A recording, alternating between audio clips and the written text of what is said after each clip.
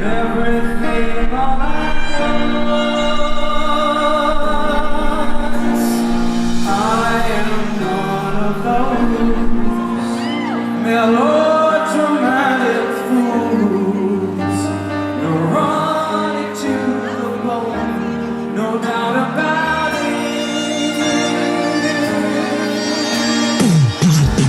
Sometimes I give myself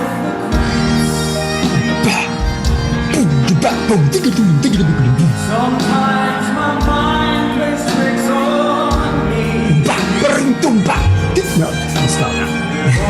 It's adding up. I think I'm cracking up. Am I just paranoid? Or am I just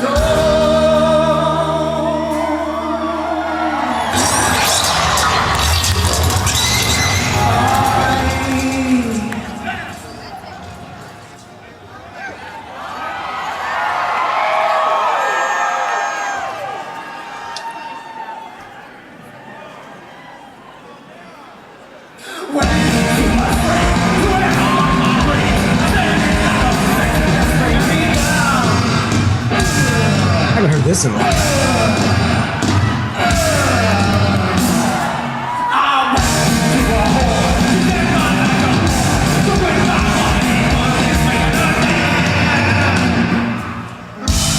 sometimes I give myself the creeps.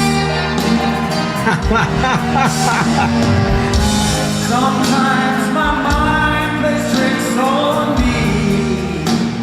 Everything, nothing, nothing, everything, everything, nothing, nothing,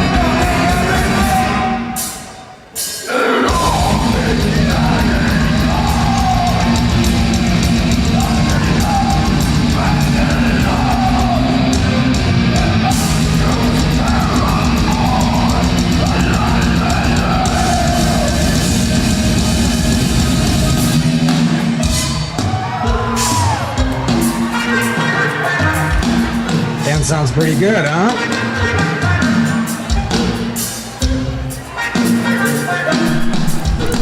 I know several of the people in this band. Yeah, and we all have an ICS connection. Which is, I don't think I realized that until recently. Yeah.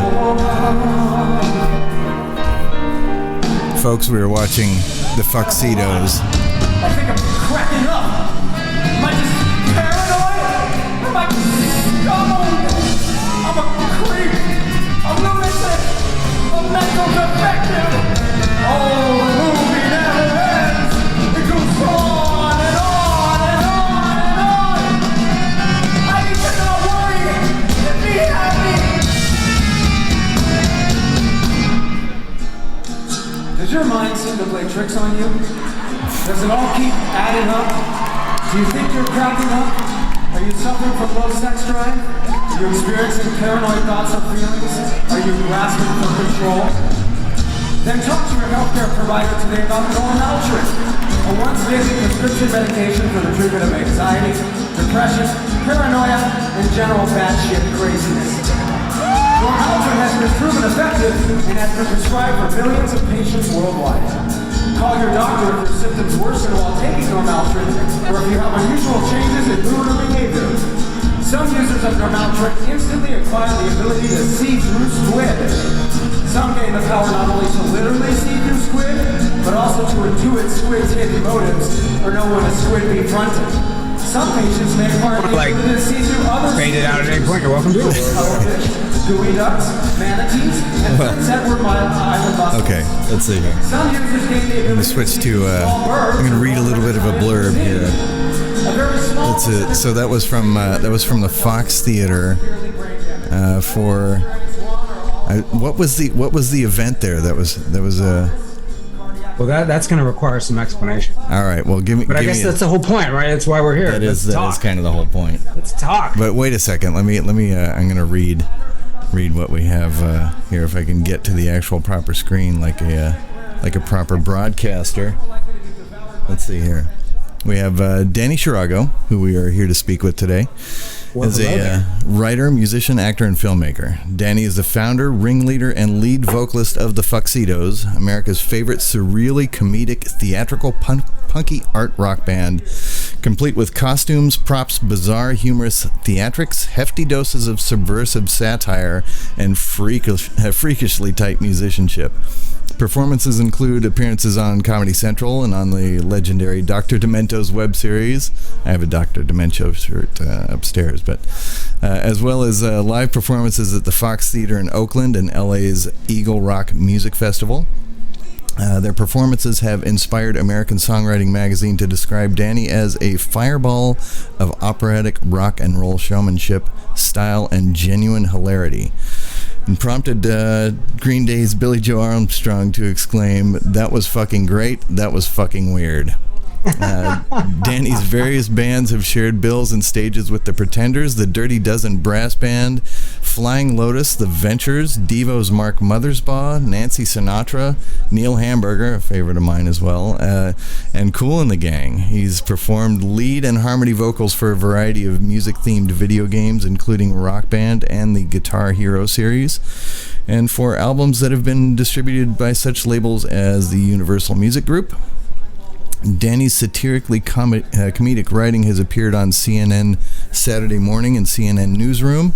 His on-camera credits include appearances in indie feature films with actors such as Jane Lynch, a turn as a street-fighting toddler in a national TV spot, and a performance in both the title role and some 30 additional parts in his own surreally comedic, award-winning mini-musical video, Mimsy.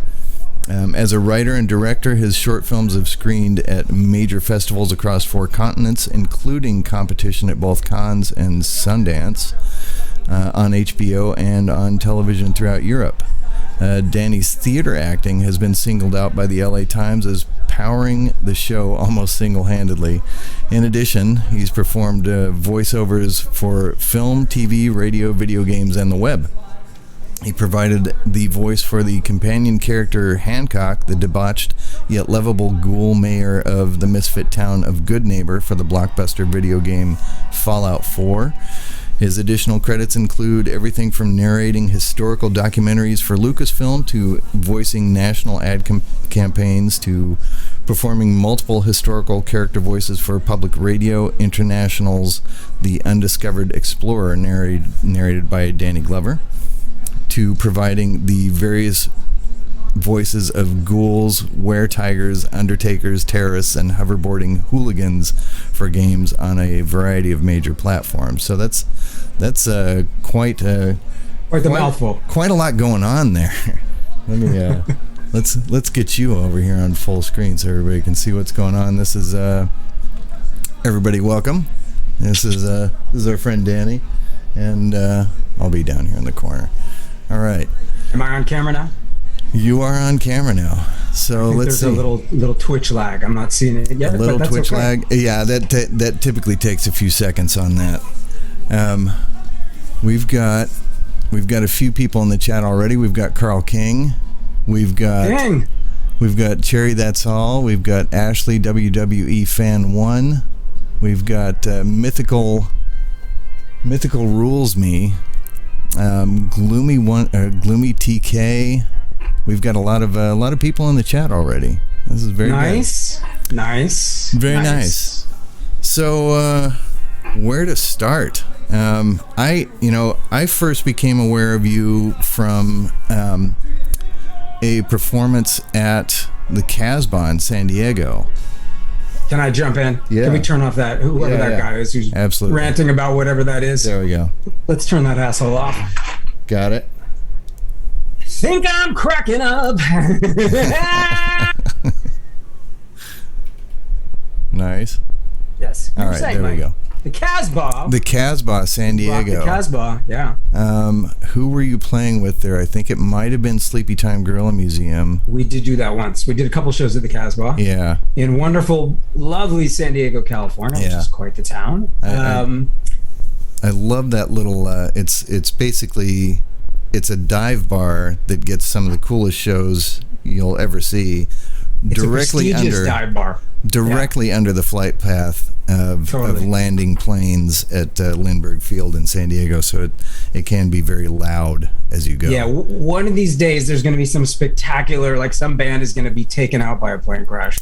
Hopefully not, but... And part of the excitement of live music is you never know if that might happen, right? Yeah, like, yeah. Hey, this might be the night where at the climax of our last song, our encore song, a plane comes down and stage dives me.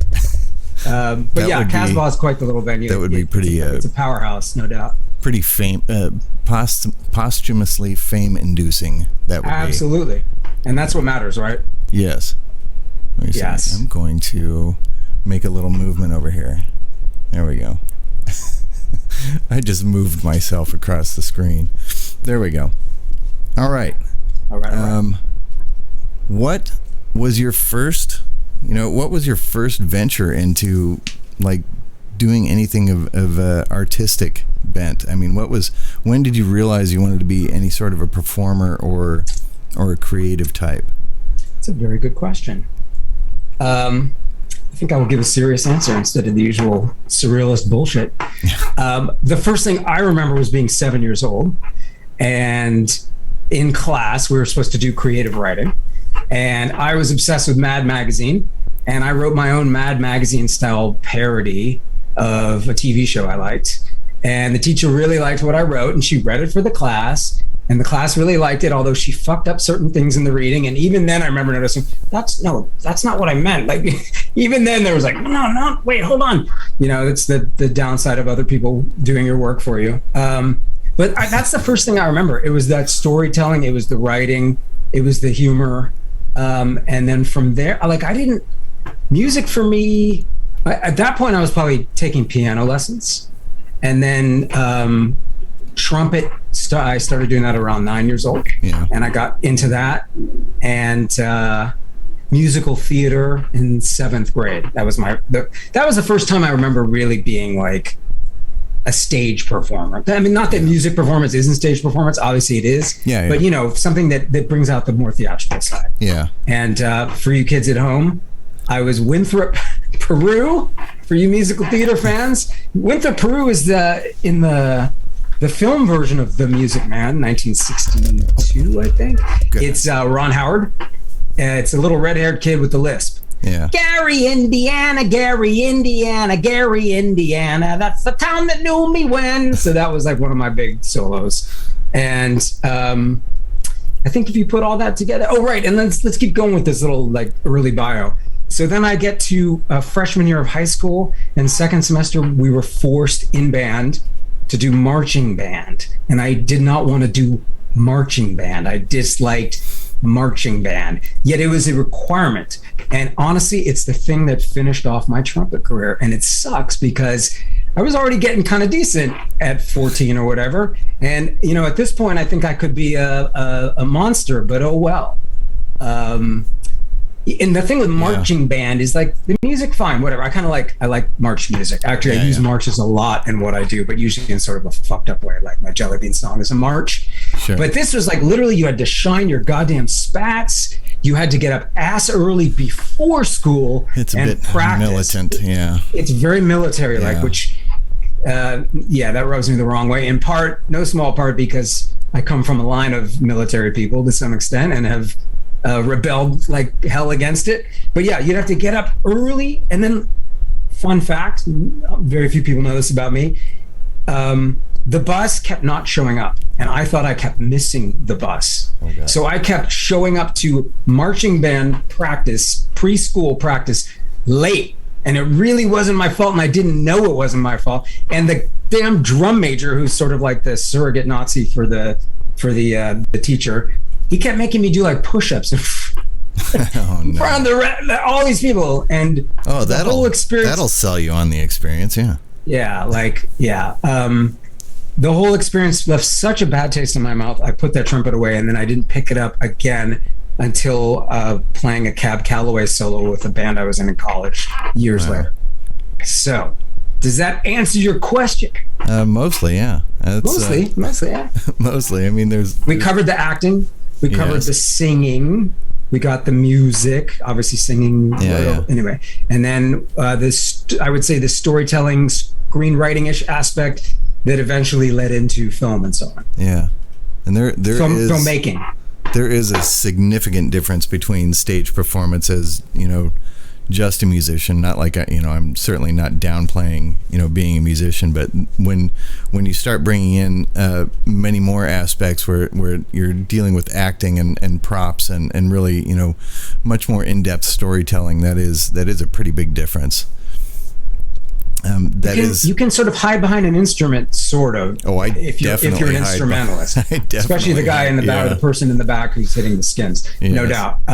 Some of them, they can really go off with whatever they're doing with the instrument, but they don't feel comfortable talking on a mic. You know what I mean? Like, that's a level of vulnerability that an actor or a front person has to. That's their thing. Yeah. You know? That's actually, I mean, that's been part of my inspiration for doing a Twitch stream and you know, being on mic the whole time and doing these interviews. Is that's helped me greatly with my stage presence and feeling much easier in engaging with the audience rather than being, hey, I'm the guy in the back, you know, watch the singer and the guitarist. I'm back here, you know. So you like that little, I mean, you're on stage, you are just like everyone else is, but you like that little level of anonymity. I'm the person in the back. A little bit, I'm sitting down. I don't have to get up and whatever. It's very awkward for somebody like me to get out in front. And I mean, periodically I'll do setups where I'm playing percussion and singing, and I actually sing lead on like one song right now, but, you know, really easy song. And you know, being right there, like at the edge of the stage playing percussion, and there's like no buffer zone really between me and the audience. It's like, they can throw things too, and it will hit you. Simultaneously scary and liberating. So you know, hats off to you for I mean, your stage presence is kind of, I mean, it could be described as over the top, which is, you know, kind of what I want to see with somebody who's going to be fronting a band or being like the main, you know, creative force in a band. It's you have to connect. A big part of your job as front person is you are the band's connection to the audience. The more overt, like everybody is connecting to the audience through their instruments, through whatever it is they're doing, but the front person is the one who is kind of delivering it in a way. You know what I mean? And a good front person is connecting with that audience. And it's a funny, like, why do we like to do that? I don't know. Sometimes I think about the absurdity, the random, the arbitrary quality of it all. Like, why is this appealing for us? To do this? Why, for the audience, for that matter? What is it about this weird little dynamic that is so pleasing for everybody? Well, I think a lot of it has, I mean, obviously a lot of it's escapism, but a lot of it is wanting to be a part of something too. Like, you know, I find that when somebody's really excited about a particular artist or a band, it's like they feel like that's a part of them, and they actually, you know, they feel like they actually know the people in the band, whether they do or not. Right. That's yeah. I'm secretly a 7-year-old girl. Yeah. Just so people know, this is a very sophisticated prosthetics, courtesy of my friend Emma at Pink Mist Effects. You think you know me, but you don't. We should catch. I'm a devout Buddhist. My favorite flavor is plaid. Of whatever, ice cream, anything. Plaid. That is. Plaid is delicious. It tastes like. It tastes like plaid. I don't know. It does. Where else to go with that? It tastes like plaid. That's my next band. Tastes like plaid. Well, we've got another ICSer in the. Do we now? Micah Ball. We've been neglecting our chat. Or at least I have. The chat can get to where it's like rolling by pretty quickly. Yeah, it's like it's almost like we need it's almost like I need an assistant reader in here to go, hey, you gotta say something. like a chat translator. Yeah, you need a chat translator. Like it's sort of like the. Try that when you're drumming and the chat's just going by, and then sooner or later. And you do that. I've noticed that you are able at times in the middle of some possibly very complicated song, to like see what's going on in chat and answer back. It's impressive. I miss it. Like sometimes somebody will like actually throw me a nice tip in there, and I'm like, I don't even notice it for 20 minutes, and then I'm like, oh man, I feel like a jerk. Too much, but that's a good sign. A lively chat. Yeah, that's a very good sign. That is a good sign. No doubt. Let me see. We've got Hazel Crombie says Danny should write a book. I mean, you've probably got a million stories. Oh, we've got Jackie Wheeler here as well. A book. I've written a book worth of words, no doubt, over the course of this band. Everything from like writing emails to songs, stories, musical stories that I write. There's probably many books worth. Thank you. What? Let's see. Do the people... Okay, this one I know I got to do this. So this is Mythical out in England. By the way, I just checked on that print you bought.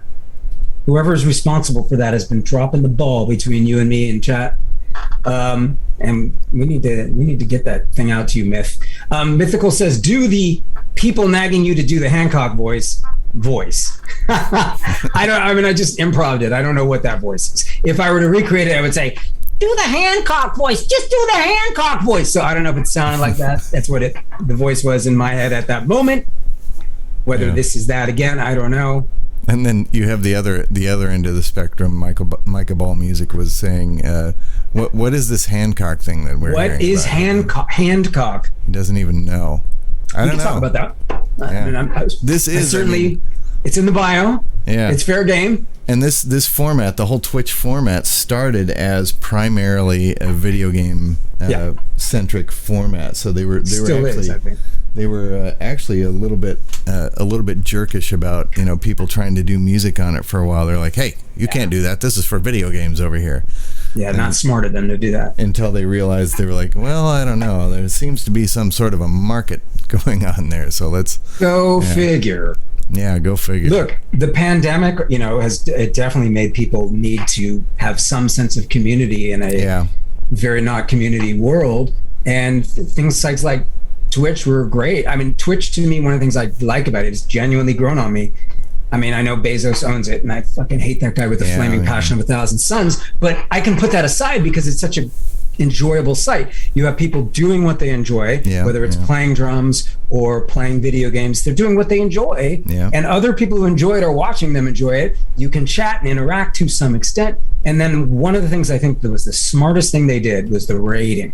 Oh, yes. Where Mike's done with his stream and he raids another streamer. Yeah. I mean, you probably all know this. You people are here on Twitter, but if in case you don't, you raid another streamer and Mike brings his audience to that other streamer. Yeah. It's collaborative. You're sharing. You're working together. And I've seen communities kind of develop, or at least the best kind of community I think you can have in an online sense. And one of the things that online has that MeetSpace doesn't, and I think MeetSpace is probably always better.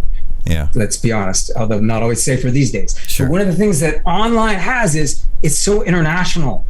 Yeah. It's so you like go into someone's little world, which is what a Twitch channel is, and they could be anywhere on the planet. And I love that. Love that. And that's, I mean, for me, that's caused a whole lot of growth in just the other music that I've been exposed to, because there's so much out there that I never would have even found because I don't even know where to look for it. And if I'm on here and there's somebody in Belgium watching me and they're like, hey, I bet you'd like this, and I'm like, where and when was this? And it's like 1972 in Czechoslovakia or someplace. And when am I ever going to find that without knowing exactly what to look for? Right. So I've been exposed to so much music that I can't even keep up with all the music that gets shared to me through the stream. I'll add it to my collection and go, okay, I'm going to listen to that later when I'm driving to work. In the queue. Before you know it, I've got 20 albums that I haven't listened to yet. Right. That are all calling for me. They're all like, you got to listen to this, Right. It's and it's great because I know what it feels like I haven't watched that yet. It's in the queue. Yeah. But like, think about the other side. What if any of us got to the point where like, that's it, I've heard everything I want to hear. Like, what do I do now? Like, there should never be, there should always be more to learn in life. Yeah. And of course there should always be more art too that you can be exposed, that you should be exposed to, that you want to get to, and you get to it eventually, you know. Yeah. I finally heard your not the whole album, but about probably a good half of your Demiso album the other day, and it's this that got me to like, well, let me just listen to that, and it was great and totally not what I expected, and really well done. It was great. So yeah, there's always something I need to get to, I need to listen to, I need to watch. And to relate that to my own stuff, when you're interested in a multitude of artistic media, you know, it can be even a little harder because you're not just doing that one thing. It's not just about music. Yeah, it's music, it's film, it's literature, it's theater, it's a whole, you know. And for me, there's so much more that I want to get to, and probably never will. Yeah, but I can at least try. And then for my own work, I will often, if I'm just scratching one of those itches, the other three or whatever will be going, hello, what about us? What about us, Danny? Yeah. Danny, what about us? And when I can combine those into one thing, that's one way to scratch more of those itches at once. You know what I mean? Oh, yeah. And for the Fuxedos, again, for me, to give one example, it's theater, it's music, it's obviously writing. And that writing is storytelling writing, and it's lyrical writing, and it's music writing, composition, and sometimes it's even filmmaking. I'd like to do more of that, but that's probably, out of all of what we're talking about, I would guess the most. Well, recording an album is pretty labor and money intensive, but filmmaking tends to be that way. Yeah. Unless you can find cheap, down and dirty ways, and now more than ever there are ways. I mean, TikTok thrives on that entire, like, this does not have to be fancy. This is my phone. Yeah. You can do very creative things within those constraints. It's true. But a lot of the stuff I write for film is way more ambitious. You know, it's like, well, we're going to need a visual effects budget, and we're going to need a bunch of actors, and we're going to need locations. And there's quite often, limitations in budget will drive creative solutions. I mean, there's a lot of that going on, but there are some times where it's just like, I mean, my thing here is a perfect example of just piecing together things and trying to make it into something that's like, this looks really flashy when it's, you know, it's a lot of really cheap options put together, you know. But wow, that's idea. It's like alchemy. Yeah, you take a bunch of cheap things and somehow it makes a slick package, not a thin veneer of gold. Yeah. Gold plated, gold leaf, not actual. Well, gold thin layer foil. Of gold. It's perfect. Just barely sticking on. Pay no attention to the lead behind the curtain. Thanks for joining us, Jackie. Jackie's got to run off, but Jackie's we're having fun. This will be on YouTube later, or we'll be able to. This will be watchable after the fact, since I'm not just sitting here playing a bunch of other people's music. We can actually do that. Oh, right. Goddamn YMCA restrictions. Yeah, the YMCA. I got to tell a story. Please. It's relevant, believe it or not. Okay. I had such a fun time. Gosh, when did the whole YMCA, DMCA, I'm kidding with the YMCA. Was that the beginning of 2021? It was, wasn't it? Wasn't it like January 1st, 2021 or something like that? I'm not sure. I didn't really run into any issues with it until maybe 6 months ago when I got a couple of notices that were like, hey, we noticed you're having a little fun with a couple of tracks. But the funny thing here is they don't seem to bother you if you don't save the video. If you're not saving the video, they're like, go ahead, do it. Right. You're just throwing away the evidence afterwards. So I guess they don't care that way. But eventually, it's going to get to the point where I bet you're going to start getting silenced if it's like, hey, I don't think you've got the rights for that music. Some bot will find you. So the reason why I'm asking is because New Year's Eve, I did multiple New Year's Eves. It must have been 2020 to 2021, right? Mm-hmm. So first New Year's Eve of the pandy.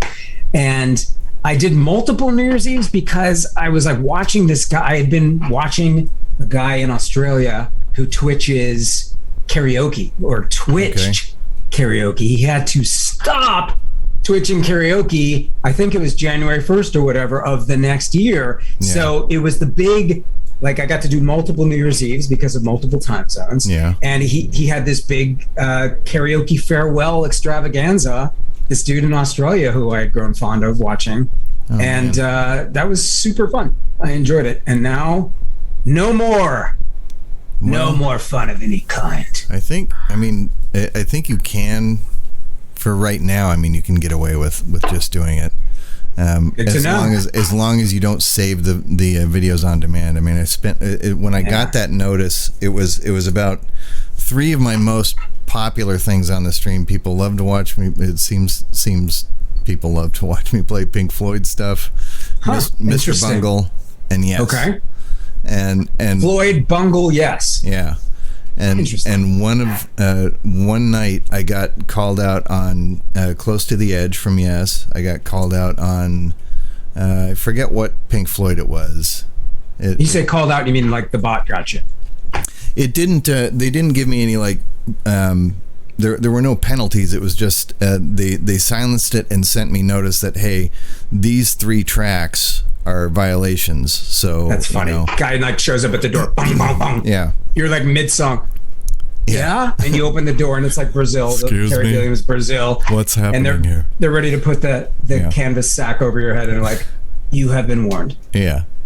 So thank you, sir. Thank you. Thank you, Jeff. So for like a week, I didn't do like anything other than some improv and a little bit of messing around with electronic loops and that sort of thing. And I started talking to other drum streamers, and pretty much the general consensus was if you do stuff that's older than 5 years or that was never top 40, that you should be fine. And then I ran into multiple drum streamers that were all saying, if you turn off the video on demand, then it won't happen anymore. And when I first started doing this, it would allow me to save the video on demand, and I could watch the whole thing after and hear everything that was going on. And as I started getting more followers, I would run into we would have the video would still be there, and only specific songs would be silenced. Wow. So I mean, you could hear everything until you got to like a certain song or part of a certain song, like the most identifiable part or whatever.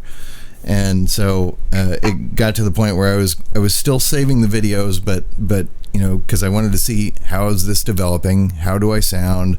How did I play that one song? And then after a while, the silencing started to get in bigger chunks, and little bits of John Cage started creeping into into the music. Wait, but Mr. Bunk, I'm still like puzzling. I haven't quite let go. Warner Brothers in particular, I think. Wow. Okay, they were great.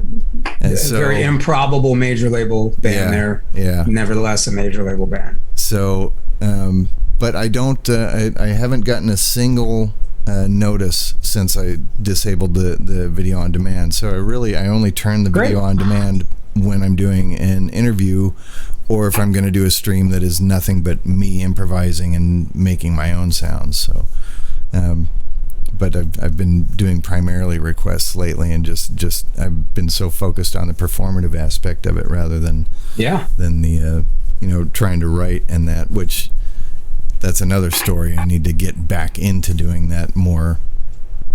Sounds good. And the reason why we were doing this right now, or the catalyst, was I was watching Mike do that one stream. I was like, let me check out his Twitch stream around. I was really enjoying it. And I was chatting, and he had no idea who I was, even though we are acquainted. Yeah. And lo and behold, here we are. Yeah. This is, so this is just basically an ongoing series of just trying to talk to different performing artists and creative types to just talk about what it takes to be in this modern world, a creative type. It's difficult. I think Carl says we're racking up some questions and we're not. Do we have to pay attention to the proletariat here?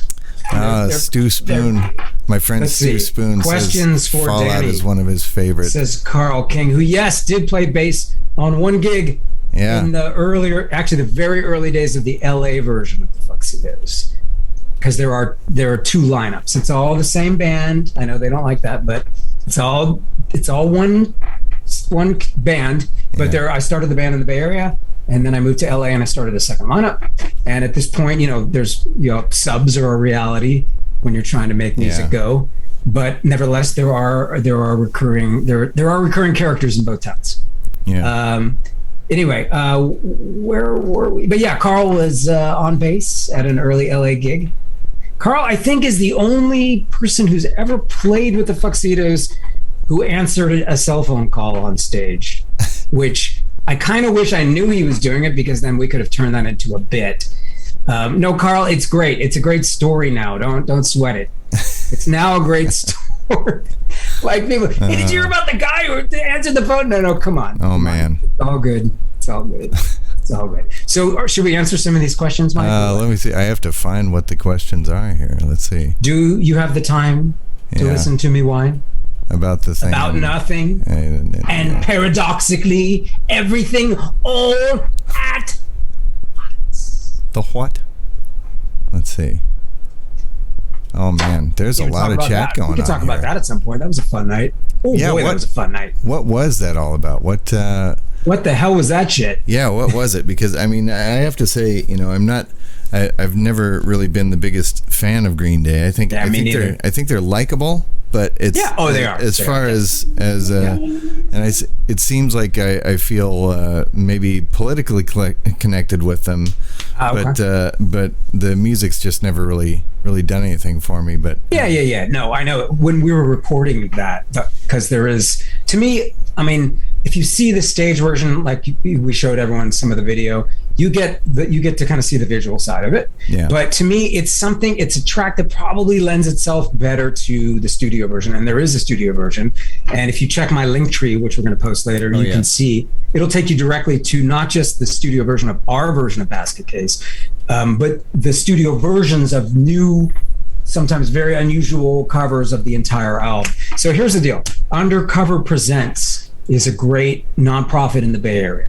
And Liz Luke is the head person at Undercover Presents. And basically what they do is they pick some kind of well-known album, wide range of styles, and they find different artists who are very different from each other, ideally, to each take on a different track from that album. And then there's usually a performance, and there's usually an album, and there's usually, it's benefiting some kind of cause, some kind of charity, some kind of nonprofit. So we got selected to do the Green Day one. And like you, I was like, yeah, I've heard of that band. I actually had seen them once, but a friend got me into the Great Bottom of the Hill, a club in San Francisco, when they were doing a secret, like, private show, and I watched them. What I liked most about what they did, and this was I don't know, 15 years ago. This was not like back in the days of Dookie, which came out in 94.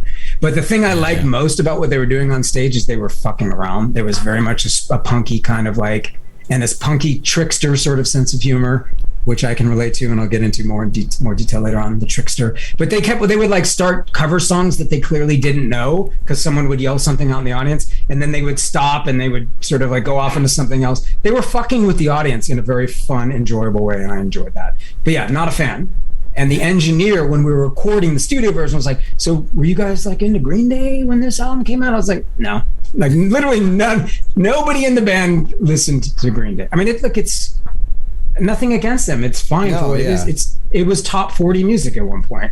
And at a certain point in my life, I was like, fuck you, top 40. I'm not interested. You are dead to me. And occasionally stuff will still, well, I don't even know now. Now everything is so weird in the music business. But occasionally something interesting to me will creep onto it. Like, just like occasionally though, there's a movie coming out of Hollywood and I'm like, ooh, wow, I'm genuinely interested in that movie. But most of the time, no. Fuck you, top 40. Fuck you, Hollywood. Fuck you, top 40. Fuck you, sitcom, etc. I mean, that's sort of my general approach. Like, please don't be offended. I'm the same way, and I can sense that. I play in a dance band that was. I mean, actually, Carl had to talk me into doing the dance band because I basically, you know, I've been doing this job that I hate for years, you know, and sorry. The way you said that, though, I'm telling you, this is comedy gold. You can do something with this. I've thought about that a lot, and at some point I think I'm going to have to do that in just some sort of a cathartic way. Oh yeah. Yeah. But so I was really trying to get back into, doing a lot more music, because I went from being somebody who was working in any band that I could get work in, any session I could get work in. I was just jumping at it, and then at some point I just felt like, okay, all of these projects that I'm in these recording projects that are like, okay, I just made a little bit of money and I will never want to hear that song again, or playing in bands that I was just like not excited about but paid me, and I got to a point where I was like, you know what, I would rather just try and work a day job for a while and only focus on bands that are exciting for me. And I kind of took this big detour and ended up getting sucked into this job instead of, I sold myself the wrong path for a while. Wow. And then look, there's so many ways to do this. Yeah. I mean, there's Charles Ives, the great American composer, who was like a millionaire insurance executive, but because he was a millionaire, don't do that, please. We have enough of those. But because he did that, he could write whatever he wanted. He was not writing for commercial purposes, and he could therefore make some genuinely innovative, world-changing levels of innovation music. The marketplace, in this fucking shit country, there's the marketplace is exalted to some. It's sacred, it's natural, it's what nature bullshit. First of all, and secondly, if you leave everything to the marketplace, look, that's where you get people going on GoFundMe and trying to get their operations covered. That's why we don't have enough art funding, because it's no, the marketplace will sort it out. Give me a break. No, the marketplace doesn't sort it out. Then we end up with But I did, back to what I was saying. I took this major detour, and then was like, okay, I have to get out of this major detour, and so I started exploring opportunities again. And this dance band thing came up, and I'm studying the music and going, oh boy, Bee Gees, Beyonce, Justin Timberlake, and oh wow, all my favorite artists. All that kind of stuff. And I'm thinking, I don't know if I want to do that. And Carl asked me one day, we were just making small talk, and he went, so what's the deal with the dance band? When are you starting with that? And I was like, I don't know. I just don't really feel like I want to do disco and Beyonce or whatever. It's just not kind of my thing. And he just kind of set me straight and said, this is the kind of thing that you should do it, even if you only do it for a little while, just to have the experience of that kind of a band. Experience is great. Whatever that experience, as long as you don't have to do it for the rest of your life. Yeah, you can try anything. Well, I'm having a blast. Don't do heroin though. No, kids, don't do heroin. Please, no meth. No meth. Wait a second. Hold on. No heroin, no meth. Okay, fine. Audience member, promise to never do heroin or meth. I promise to never do heroin or meth. Okay. Are you all raising your hands? Did I have? I think I had the wrong hand up. So you can do drugs, just don't do those, and be smart. Like I said in my last interview, just say no. KNOW. Well, there you go. So we. So actually, joining that band has been one of the most fun things that I've ever done. What's the name of the band? Atomic Groove. And we do Atomic Groove. Is it sort of like an Atomic Dog reference, or? I don't know where they I think that I'm noticing there's a lot of atomic bands and a lot of groove bands, and I think that was just a good safe name for them to pick for doing corporate kind of things, and so we do a lot of. Do you have any kind of radioactive thing in your? You guys should wear hazmat. Maybe somebody's a mutant on stage. We're Atomic Groove and our faces are melting, and so are yours from our awesome music. Yeah, it's actually pretty much like you would expect, like a dance party band kind of thing. Band. People do like to dance. I like to dance. I'll give you that. We have choreographed dancers on stage, so that everything we play is to click track, and not a click track. I just use a metronome off to the side, and okay. So it's been great for my timing. It's been great for my for my equipment management, because we've got, while I'm playing, I'm managing the click, I'm managing my own mix off to the side, I'm singing backups and sometimes lead, and then we've got all this stuff going on. I got to be paying attention to what the dancers are doing. It's a real brain exercise. It's like this, on your own. It is, yeah. And this setup has become kind of an extension of that too, because not only am I working with different mixes and having to adjust my sound as I'm playing, I'm having to try and read what's going on in the chat and try and respond, and it's just a great exercise. And all that dance started, band. Dance band, yeah. I mean, I was in the gospel choir in college for like 2 or 3 years. Yeah. I was maybe the only atheist Jew in the gospel choir, but oh boy, am I glad I was in the gospel choir. Yeah, oh boy. yeah. And it shows up in that Green Day cover that you were that you started this with. Yeah. There's a gospel section. It's not quite atheist. It's not like there is no God. What I say is there is a God. He just hates you. Well, that could be arguable. Yeah. Oh, and about that, I almost forgot. So we did this big show with the Fox. Oh, yes. In Oakland, there were all these great bands. Boy, does my band sound good there, huh? We did, I think, 2 rehearsals.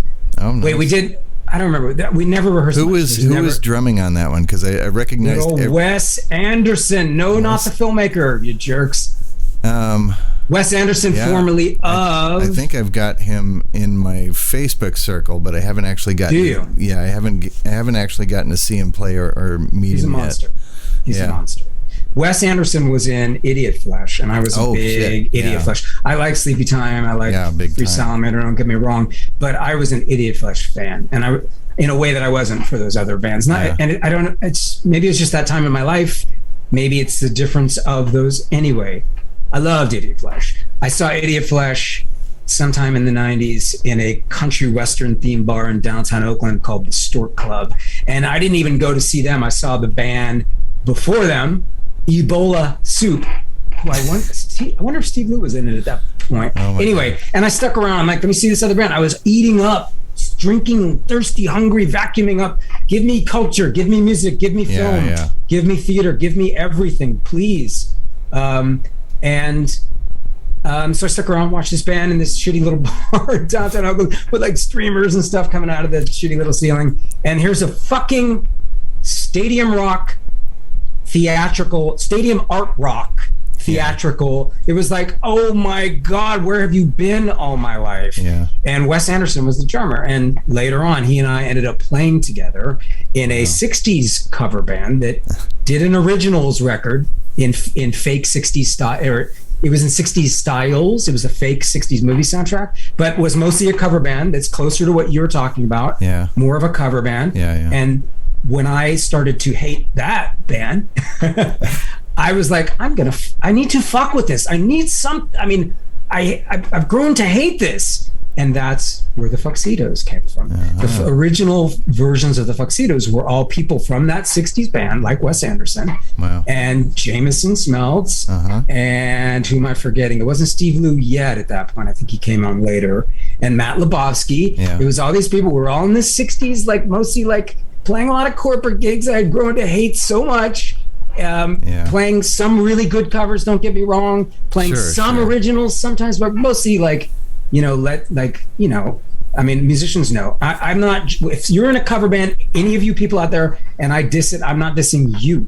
I'm dissing something that I myself was in for a while and got to the point where I was like, I can't tolerate this. Yeah. So that's what the Fuxedos was. I took a lot of our repertoire and I radically deconstructed it. It was very improv based, but not fully. It wasn't free jazz or anything like that. Sure. It wasn't free improv, but it was very improv based. There were some originals. Some of them became staples in the Fux set later on, but it was very therapeutic. It was like, what do I do with all this resentment and hatred for this situation I no longer want to be in? Yeah. And it turned into something where I could actually eventually it fulfilled my vision for what I wanted my own band to be. So excellent. do I regret that I was in that band? Of course not. Absolutely not. There wouldn't be a Fuxedos without it. Yeah. There might have been another originals band, but there wouldn't have been the Fuxedos. And the whole thing with the name, because sometimes I'll get like, why the Fuxedos? Well, it was like a 60s lounge a-go-go. Like the leader had put it together because Austin Powers, the film, was very popular. And he basically created an Austin Powers style band. One of the good things about that was Burt Bacharach is a part of the whole Austin Powers movie. Yeah. And Burt Bacharach I came to really enjoy and appreciate. His stuff is pretty amazing. And so that was a part of what we did. And there was Tom Jones and there was Nancy Sinatra. And it was eclectic, though. There was also we did a night of James Bond themes, all the original like 60s up to like early 70s James Bond themes. That's great shit. Like I like that stuff. Like I genuinely. So there was a lot of good shit. I forget where I was going with this one, but anyway, getting to the point where like that. Oh, so it had a loungy. That's where I was going with that. There was somewhat of a loungy component to it, no matter what. So tuxedos, lounge, Fuxedos, like sort of like fucked up lounge, but not really. Yeah. And away we go. And here we are. And look, merchandise. And no, it's sold out online, so you can't even buy this. So if you think I'm going on just to promote my shirts, you're wrong. But I will print more at some point. You should. Because people don't buy music the way they used to. Yeah. But you can't download this shit. That's really become such an important part. I mean, there's a lot of bands that I discovered because of Napster. Like Napster. Well, like the days. Sleepy Time is one of them. Okay. Somebody suggested it. A friend of mine she called me out of the blue and she's like, Mikey, you have to listen to this band. Go find it. Just look it up. And it was 1997. And you know, that song was just like that was another one of those moments where it was just like I was blown away by what I was hearing instantly. They must have been brand new at that point. No, right? It was the song 1997. Oh, okay. It shows you. I'm not a completist when it comes to their stuff. So I still haven't dove back into. I mean, I've listened a little bit to Idiot Flesh, but I haven't really dove into it because I was dropped into the timeline with Sleepy Time, and I became obsessed with them. They were like my favorite band for the the whole time that they were going. Pretty tremendous stuff, no doubt. Incredible. There's a shit ton of talent going on right there. Oh yeah. And vision and chops, absolutely, not just instrumentally, but compositionally. Yeah. And can you, like, as great as a recording is in its own way, because it's its own medium, you have to see these bands. Yeah. If you want to, like, if there's a band you've only ever heard in recordings, sorry, you may not have ever had the opportunity. It could be from 1925. Yeah, it's not your fault. But until you have experienced a band live, you haven't really experienced that band in a full way. No. Some bands will do things that go so far beyond their recordings. They use their recordings as a launching point. Some bands just go up and they just play the record. Like, even that can be impressive in its own way.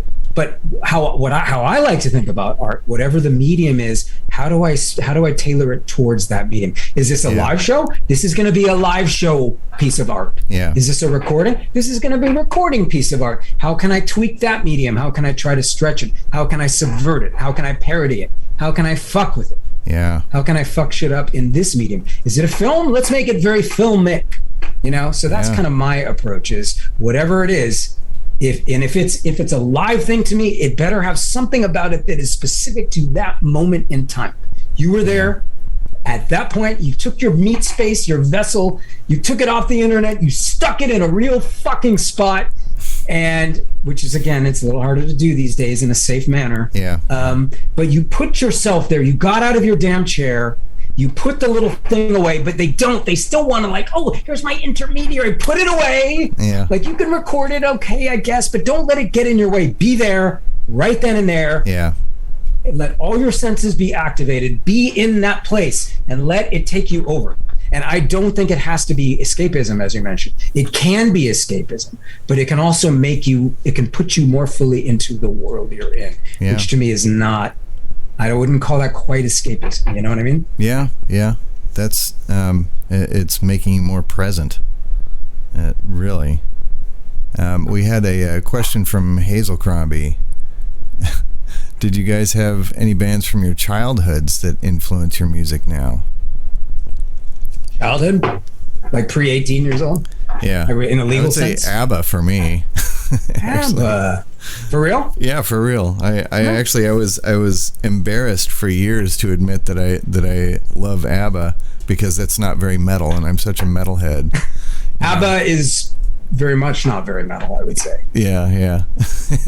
So you're a metalhead at core? Like, is that part of your core musical identity? Obviously, I like a lot of... You go way beyond that, I know. Yeah, I really love variety. I mean, it's like you can't exist on burritos alone. I mean, I love burritos. I really love burritos. Me too. Boy, do I love them. But San Francisco, let me tell you, I've never had better burritos than I had in San Francisco, which is where I used to live. How dare you? I know. It's scandalous. That's not Southern California. However, what we think of as the burrito in the sort of modern sense, postmodern, whatever sense of it, is really a San Francisco style burrito. Yeah. Because what burritos there were in Mexico was just like certain little parts of northern Mexico, and they were not like that. They were small. They were simple. They were just like beans and meat, like that's it, or you know what I mean. This whole like, and then there's avocado in it, and it's the size of your fucking head, and that's a San Francisco thing. If you go to Arizona, what you get as a burrito is a pure abomination from hell. So I have to try that. It's like, what the hell? Come on, this is meat and grease in a now see-through. It's now a see-through freaking the tortilla, because of all the grease, has now made it a window. It's like seeping through. Yeah, that sounds pretty toxic. But you're right. Eclecticism, like radical eclecticism, is one of my it's one of my things. Yeah. And it sometimes obviously within the same song. I mean, look, creativity for me is the bottom line. Creativity, and then if I had to add to it, sort of like without sounding too fucking self-important, no, I hope not, is kind of liberation. Like, I'm like, here's a new way to think about things. Yeah. Here's proof that you don't have to do things the way you're supposed to do things. Yes. That the infinite palette of choices is out there, even though what people have been trained to think are choices is usually so artificially narrow. And yes, it's artificial. Like, here's one example, I'm sure you can relate, is the tyranny of 4/4. Yeah. So just briefly, non-musical people, 4 beats per, it's what most, like, especially popular music is in. Yeah. It can be great, don't get me wrong. You can syncopate it. If it makes sense to use it, I'll use it, but you don't have to use it all the time like people do. There's so many choices. You don't have to pick one meter and stay there. You can change. Yeah. Wow, holy shit. And for me, like, Frank Zappa was a huge kind of pivot for me musically, creatively in general, because here's a guy who, and he did not have a fancy education, folks. You don't need to have a fancy education to be super advanced in stuff. Yeah. He barely graduated high school. He spent a little time in community college, but he was driven, and he learned on his own, and he found people to help teach him, and he became this like a genuine genius. But he became a musical, like a giant. To me, he's a musical giant, not just to me. Yeah. And again, no fancy education, no rich family, none of that's required. You don't have to be part of the elite to have elite level artistic chops. Yeah. Okay. So I keep like losing myself mid rant. I'm a little sleepy. I wish, if someone at home in the chat can make me a cup of coffee and find a way to chat it to me, I would appreciate it. Black. I like it black. No sugar, no cream. Black as night. No. Anyway, where were we going with that? It was a 4/4, not. It was an infinite palette of choices. Frank Zappa was as a kid, 13-ish year old, living in the desert of Southern California, like in a lower middle class situation with parents who were not artistic, managed to get his hands on the most cutting edge 20th century classical music from people like Varese and so on, and Webern and Stravinsky and so on and so on. And if he can do that, you can do that. I'm not saying you have to do that, but in doing so, and what he discovered was, he didn't make it up, but Dada. Here, I will chat this. I'm going to put this in the chat. It's an easy word to learn by design, but it's Dada. What the fuck is Dada? he kind of discovered it on his own. But for a lot of people, it's like, oh yeah, that's me too. I feel you. This is kind of how I felt when I discovered Zappa. Like, where have you been all my life? I learned a shit ton by listening to his music and other people's, not just him.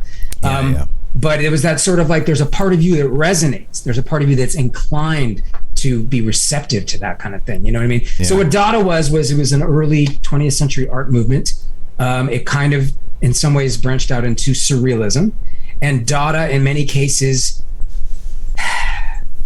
it went through various forms in different places. Like, it was different in Switzerland, where it sort of started, than it was when it made its way to Berlin. But basically Dada, to me, if I had to sum it up, it's the absurd, it's the senselessness, it's this shit's all made up, kids. Or most of it, at least, it's all made up, and you can do whatever you want. Yeah.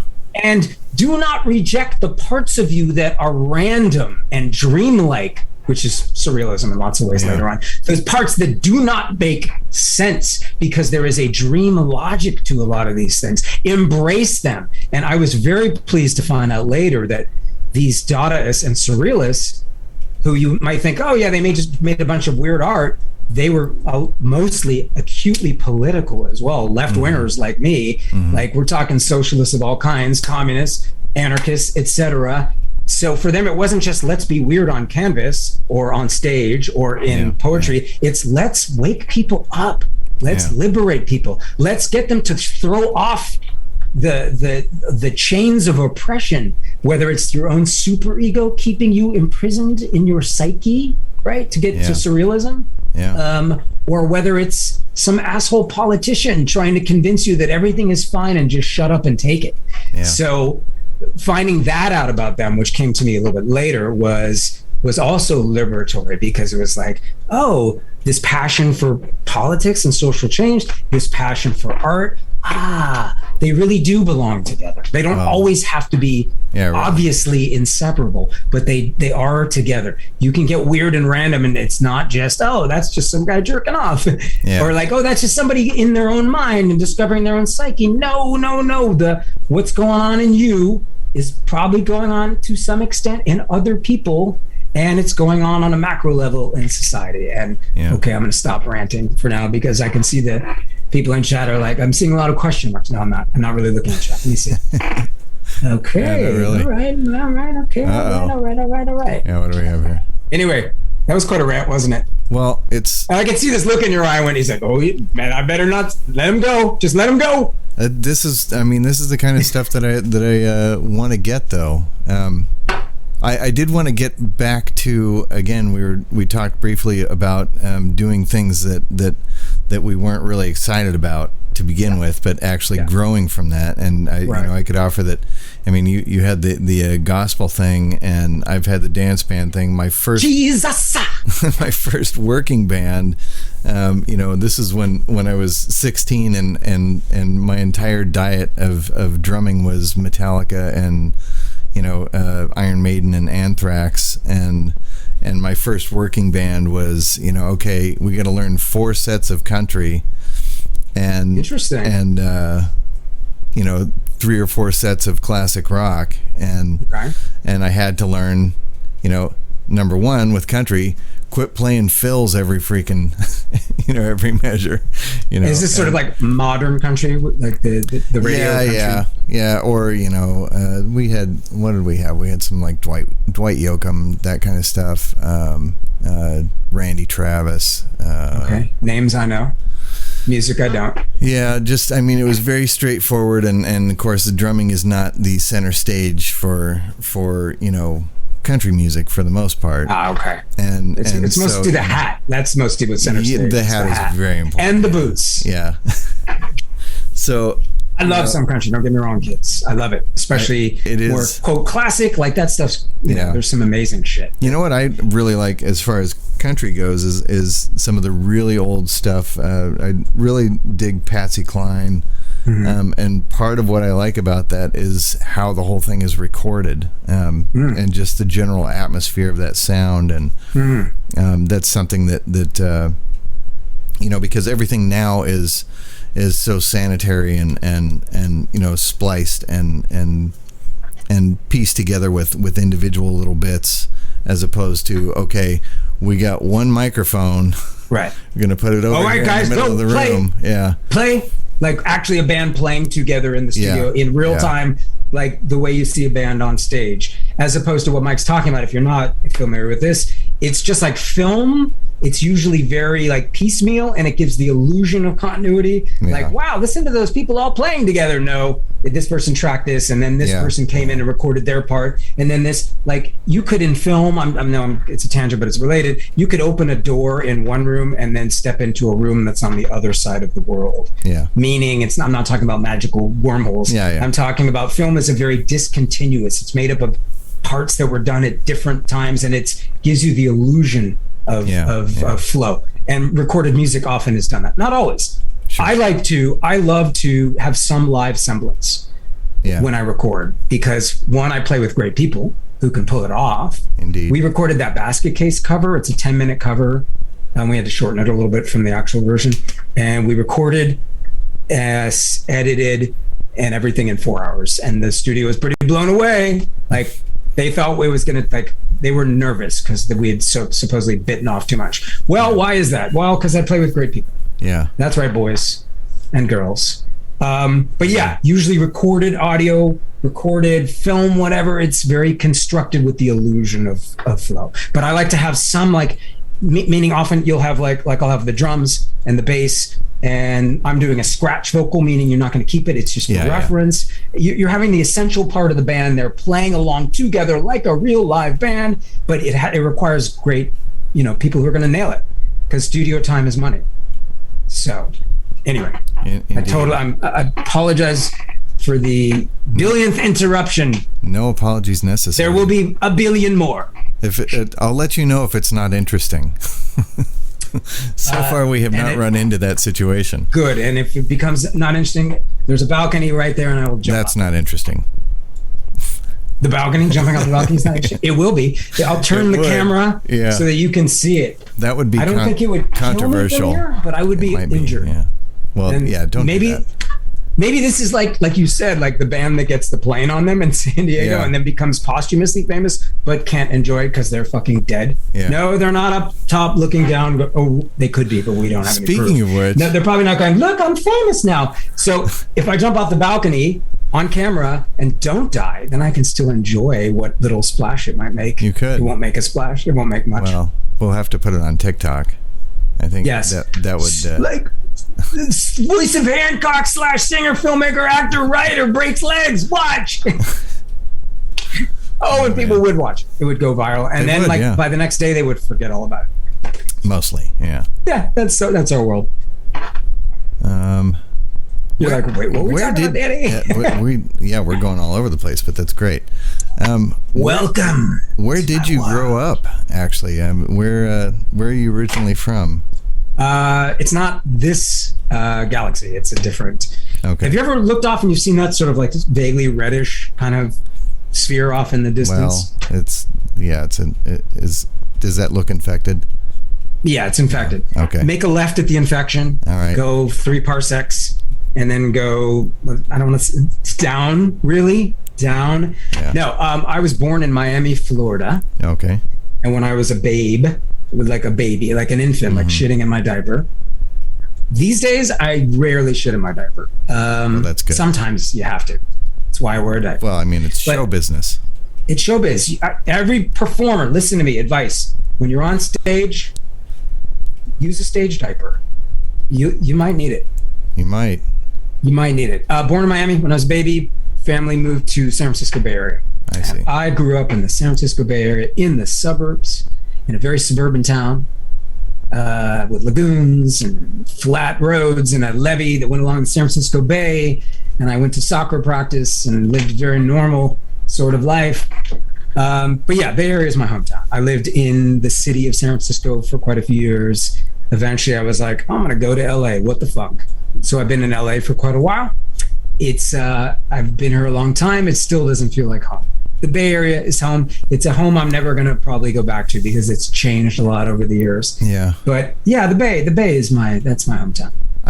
I've kind of had this general fixation with the Bay Area ever since. Well, I guess it started when I was younger, discovering that certain bands were from that area, and that I've just continuously, over the years, keep seeing bands that come from that area that seem to have a particularly more ambitious.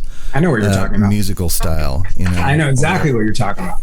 I called it like the Oakland art rock scene. Yeah. That was my kind of term for it. It was a booming thing at one point. Yeah. But for artists to be able to live somewhere, which is you have to live somewhere. Yeah. You have to be able to afford it. Yeah. And the Bay Area is not an affordable place. LA is not really even affordable anymore. No. But the Bay Area was a mecca at one point because you could live. Oakland at one point was it was an affordable place, and as a result, and I think a number of those artists also were involved in UC Berkeley at some point. You know what I mean? So or were East Bay people originally. Yeah, it was thriving. There was a lot of great shit in the Bay Area at one point. I was eating it up. I was living in an apartment, in a room in an apartment. It was cheap.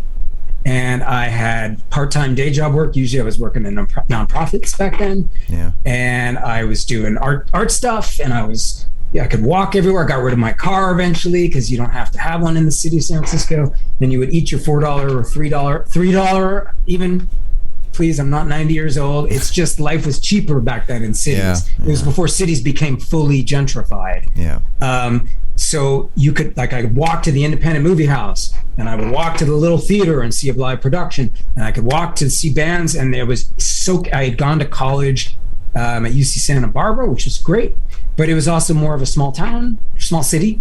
So when I moved back to the Bay Area, I was like, give it to me, please. I was hungry for it, and I ate it up, and it's an education, It's an education that for me was a springboard from my formal education, where I learned about film and learned somewhat about music and so on, and did some acting, you know what I mean? Yeah. But yeah, it was dynamic. It was really dynamic. And eventually all the artists left. And yes, there's still some hold-ons. There's still some relics. Yeah. There always will be people who are able to hold on somehow. But if a place is unaffordable, it's gonna lose its punch. I promise you. Yeah. There might still be artists there, but they're probably not doing that shit that's that interesting by and large. Yeah. We're seeing, and part of that is they and the audiences suddenly have to work all the time just to exist. Yeah. And they're exhausted, and it's like, I was gonna see that band, but I don't know. And then I get people going, "You guys are on at midnight? Oh my god!" I'm like, "What the fuck? What are you? You act like you're 90. You're not." It's so hard for me to get people to go see something. Being in San Diego area, quite often shows that I want to see aren't even going to go down there. I don't know if it's just, that's just one show and then you've got nothing else for a ways or what. But there's quite often that I've had to, just basically drive up to LA for a show or whatever, and the kinds of interesting shows that I want to go see, when I get somebody to go with me, they're like, "Oh my God, this is incredible." And then the next time a show comes up, I'm like, "Hey, there's another, it's going to be one of those shows." And they're like, "Well, what time is it? What day is it?" "Oh, that's a weekday." "Oh, dude, you're crazy." And it's like, I've trained myself over, 35 years of playing in bands and going to see shows. I can go do that and get 2 or 3 hours of sleep and then still be fully functional at work. But that's the spirit. I understand how some people are, but those are experiences that you're not going to get them. You'll never get that experience again if you don't just jump and grab it, No doubt. Look, I had a chance to go see George Carlin do a workshop some of his comedy at the Hermosa Beach Magic and Comedy Club, which is actually a pretty good comedy club in the middle of suburban wasteland LA. And I passed, and then not long after he died. Yeah. So there was that opportunity to see him, and I didn't seize it, and it ended. Sometimes I've been like, I was going to see Leonard Cohen at one point, and I was like, oh, yeah, it just didn't happen for me. I was motivated to see music, but it just didn't happen. And then 20 years later, he went on tour again. Yeah. If there's an artist that you want to see them. And and I'll just to go. It shouldn't just be big shows. If you're going to one of the things that to me is like the supreme irony, you go to see one of these big shows, you're watching someone on a video monitor. Yeah. Is it live? Well, it's more like live-ish. But when you're in a smaller venue, it doesn't have to be a small venue, but a smaller venue, you're there. You're not watching it with some video intermediary. You're there. Yeah. But yeah, it's in a place at a particular time, just like all of us with our little lives. Yeah. And you can seize it while it's there. And if you don't, you may never get that chance again. You may never know what you missed. You may never know how it might turn you in another little direction. Yeah. And really quick, back to the merchandise that you mentioned. Available from 1995 in the lobby. It is so difficult. It is so difficult to make any meaningful money off of recorded music at this point. Yeah. That really, I mean, when you go to see a band, I mean, not only are you're going there to have that experience, and you're living in the moment. As long as you're not hiding behind your phone the whole time, which, I'm the type that I'll take a few shots and put the phone back down because I want to soak it in while I'm there. And I know that afterwards I'm going to be able to find 40 YouTube clips of the very same show that I was at. So what's the point? It's like filming fireworks. I mean, are you ever going to watch that again? And if you really need to watch that again, there's a million examples of it that are even better on YouTube already. Yeah. So don't even bother. Just be there and live in the moment. And by being there, buying the ticket, like I went to see Leprous and the Ocean just a few months ago, and it was the first show that I've gone to see since the pandemic started. The last show was Mr. Bungle at the Fonda, like that was 2020, the very beginning, and then nothing. And then a friend of mine was the stage manager for Leprous, and he's like, hey, you should come, we're playing at the El Rey. And I'm like, awesome. So I bought tickets, and he's like, why'd you buy tickets? I would have put you on the guest list. And I'm like, you guys are trying to make a living here. You're trying to contribute. I can afford $25. Nice. I mean, come on, Yes. Wait, I just noticed the chat that's relevant. Who the fuck has money, top, I think, to buy an album, let alone to come to see you live? Well, who's you here? Yeah. I mean, if you're an artist playing, if tickets are $150 and then there's some jack off service charge slapped on, I get that. Yeah. But you want to see a vital experience in the situation I talked about, where it's much more intimate and it's much more a real show. It's not some fucking stage event. You're not going to be paying that kind of money. You're going to pay much less and you're going to get much more. Ooh, that sounds like a bargain. Wait, I pay much less and I get much more? Ooh, I like the sound of that. Like, seriously. And it becomes a cause, like, support my band. At a certain point, I'm like, fuck you people. Like, I'm giving you gifts on stage. I'm paying a lot of money for this. Yeah. And it's like, I don't say fuck you to the audience, Danny. Fuck you people. No, I'm kidding. But seriously, like, come check it out, because especially if it's a local thing, one of those amazing things that Mike said that he was exposed to now that he is reaching out and experiencing people more internationally on Twitch, of all places. Yeah. There's things that you would never hear about because they're not household names. They're not in the gigantic, stupid corporate named after a fucking lube company. Oh, that's Arena Emmy. The other thing, when people go to see a band that they like and they're like, I'm going to go later because I don't care about the opening band. Have you even heard the opening band yet? You don't even know. Gift. That might be a gift. I'm the notorious guy that gets to the show early. It's like that nothing's even happening yet. They're still setting shit up, and I'm just kind of walking around looking at the equipment and going, okay, well, let's go over to the shirt thing and see if there's any shirts that I just can't live without. You are hardcore. You're a fan and I want to. I'm living the experience of the musician that took that detour and is now going, I got to get back into this and make another go at it. I'm freaking 50 years old and grinding right now, trying to get back to a point where I'm teaching, I'm doing gigs, I'm doing session work, and doing this Twitch stream thing, which is it's a blast. But it's like, I do this for, if I do it for like a 6-hour stream, I make, $10 or $20, and wow. So, I'm paying for the electricity that I'm doing, that I'm using, but it's, so when I see artists and musicians out there that are doing things to a high level, and or even, it could be something that's more outsider art. Who cares? Whatever it is, if they're doing something that is pleasant for me, I want to support that in whatever way I can. Or unpleasant, like, there's people have this idea that art is supposed to be like enjoyable. I mean, that to me is a relative word. Like, I might get completely inspired and stimulated by something that's not, that other people would go, well, that's unpleasant. Like there's that infinite palette of choices that you can make in your art or your life, right? Yeah. There's infinite aesthetic choices as well. And to me, one of the things that separates entertainment from art, and I hate the word entertainment, honestly, like I hate it. I think it has a place in our life, no doubt. Okay, I'm going on another rant here. Frank Zappa, okay, I love the egalitarian notion where he calls everything entertainment.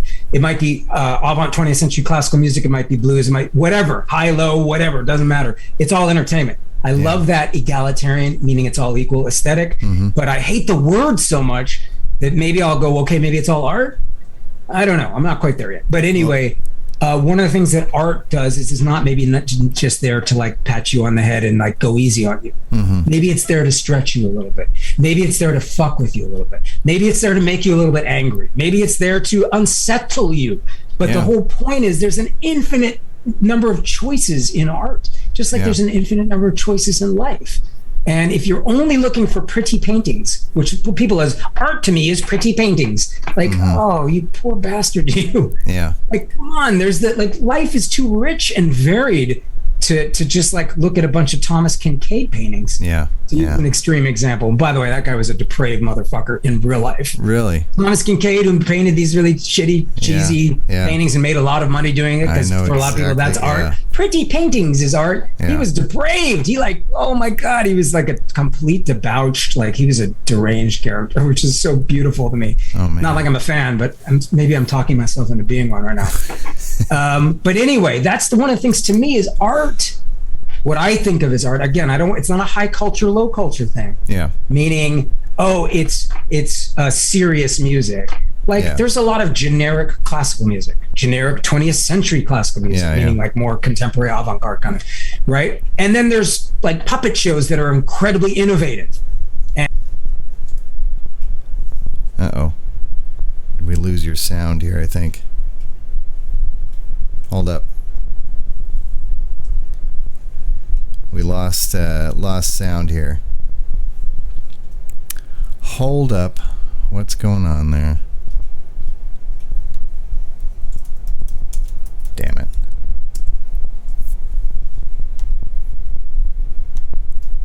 Oh no. He doesn't know yet.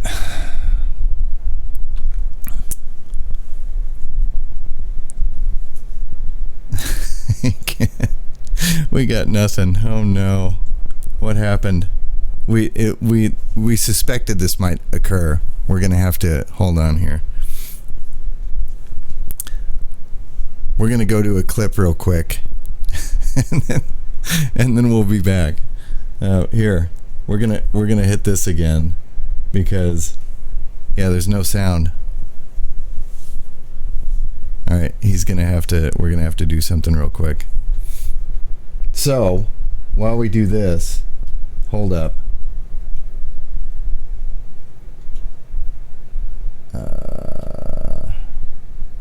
Here we go. This will be interesting.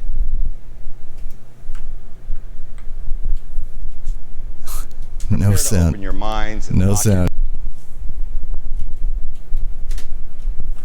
Let's see if we can get him back here. And here we go. Fuxedos live at the bottom of the hill.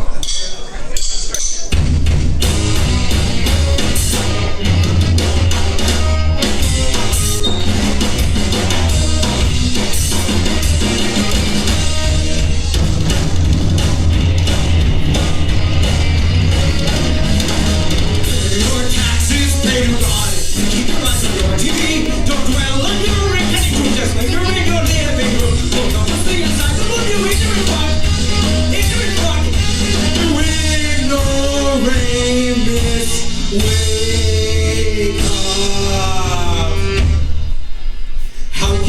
stand when we have no legs? How can we speak when we have no mouths? How can we see when our eyes have been tormented by eagles? How can we see at all? How in the hell can we know we have souls when all our doors are covered in holes? When all our hearts have been steward on poles? Remember just my eagles! How can we feel at all?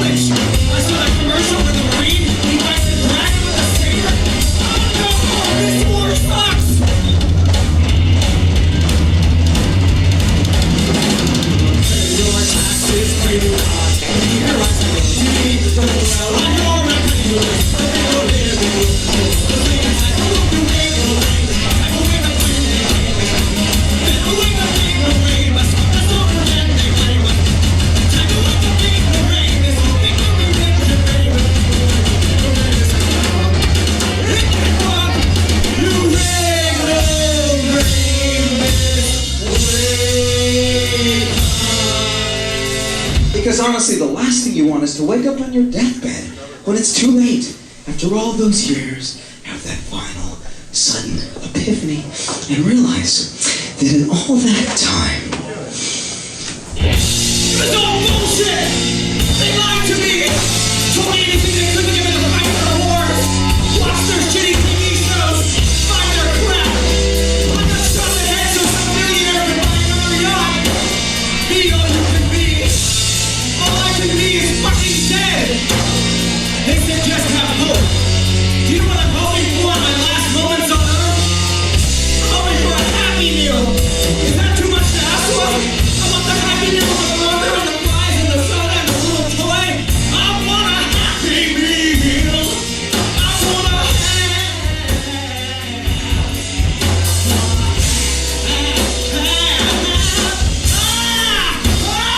happy meal. Love!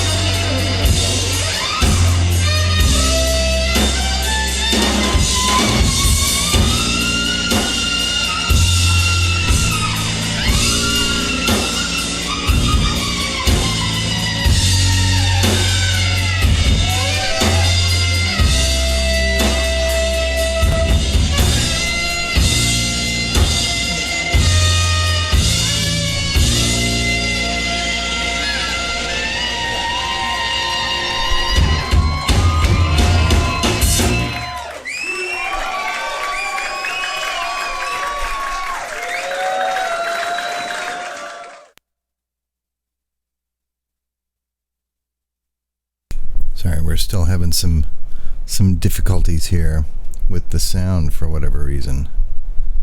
Why are we doing that? I didn't change anything over here. Going to unmute. Still nothing. What in the damn hell? All right.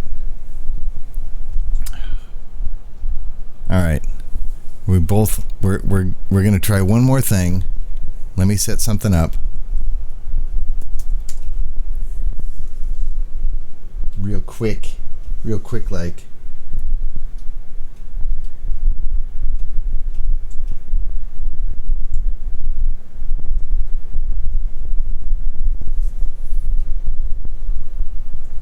Give me that. Vampire wombats, vampire wombats, There we go.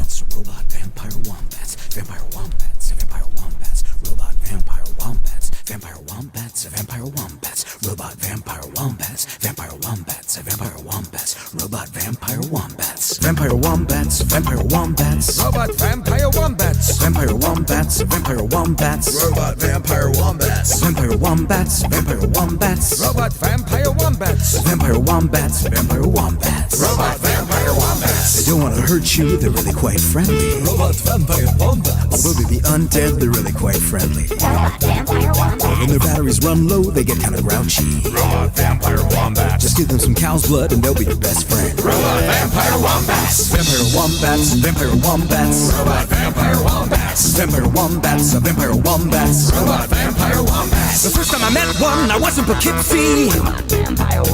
He brought me a sandwich and got me quite tipsy. We went to the ER and got him some plasma. He slurped it and burped it and now he's my best friend. Vampire wombats, vampire wombats, Robot vampire wombats. vampire wombats, vampire wombats, Robot vampire wombats. vampire wombats, vampire wombats, Robot vampire wombats. vampire wombats, vampire wombats.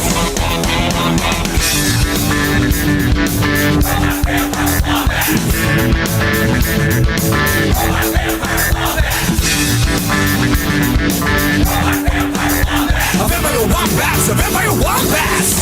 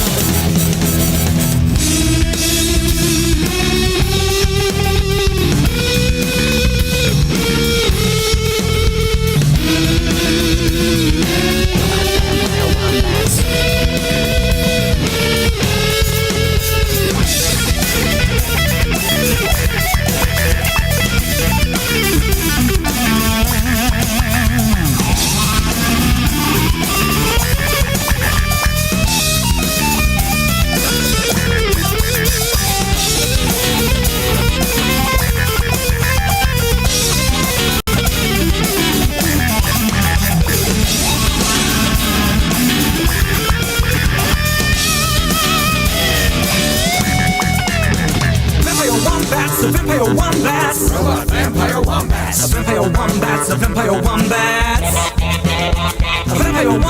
Vampire wombats. Robot vampire wombats. Vampire wombats. Vampire wombats. Vampire wombats. Vampire wombats. Robot vampire wombats. Vampire wombats. Vampire wombats. Vampire wombats. Vampire wombats. Vampire wombats. Robot vampire wombats. Vampire wombats. Vampire wombats. Vampire wombats.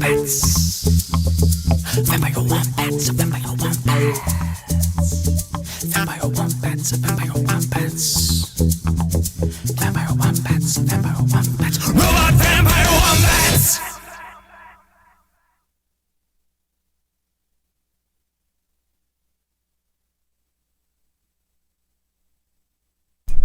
Still having issues over here. So sorry, so sorry. Going to continue trying to get this going. Let's see. No, we're not going to do that. Alright, really apologize for this. I have no idea why it's doing this, but what we want to do is send a damn invite. Excuse me.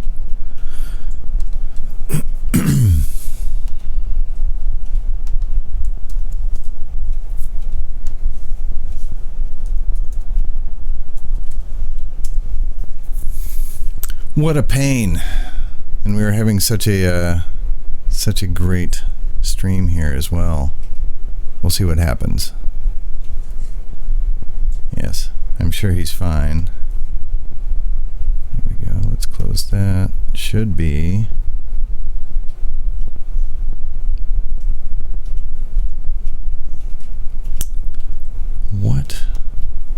What is with this weirdness?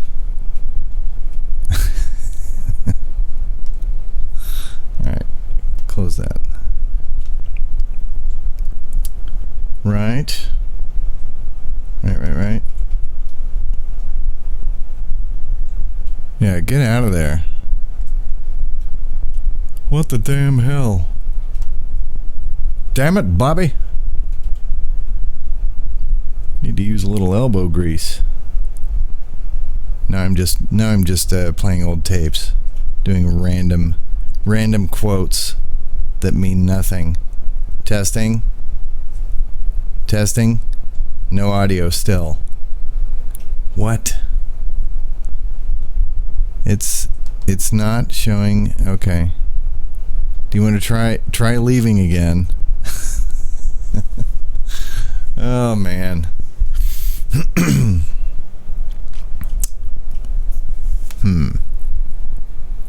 We're gonna keep trying. It's as if. What do we have? Everybody's still in here, same as system. Yep, Studio Live. That's gonna be that. Anything? New link didn't work. Old link didn't work. What a pain. All right, let's find while we work on this.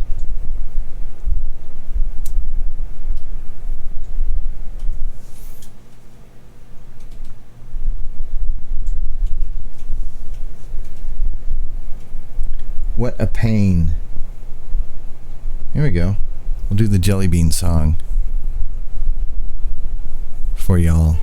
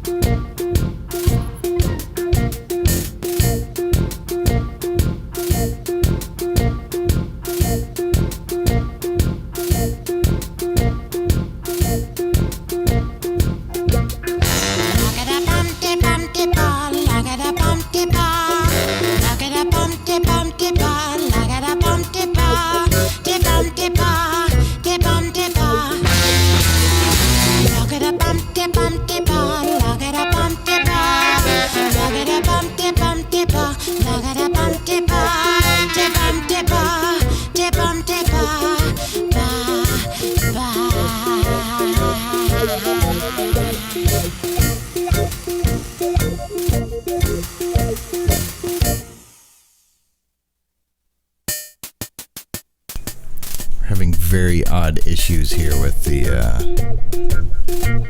alright. He's just gonna quit the Zoom app and restart it. Hopefully that will bring us back in.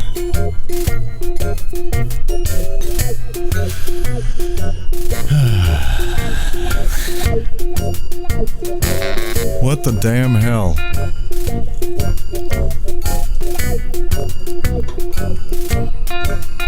It's trying a hard restart.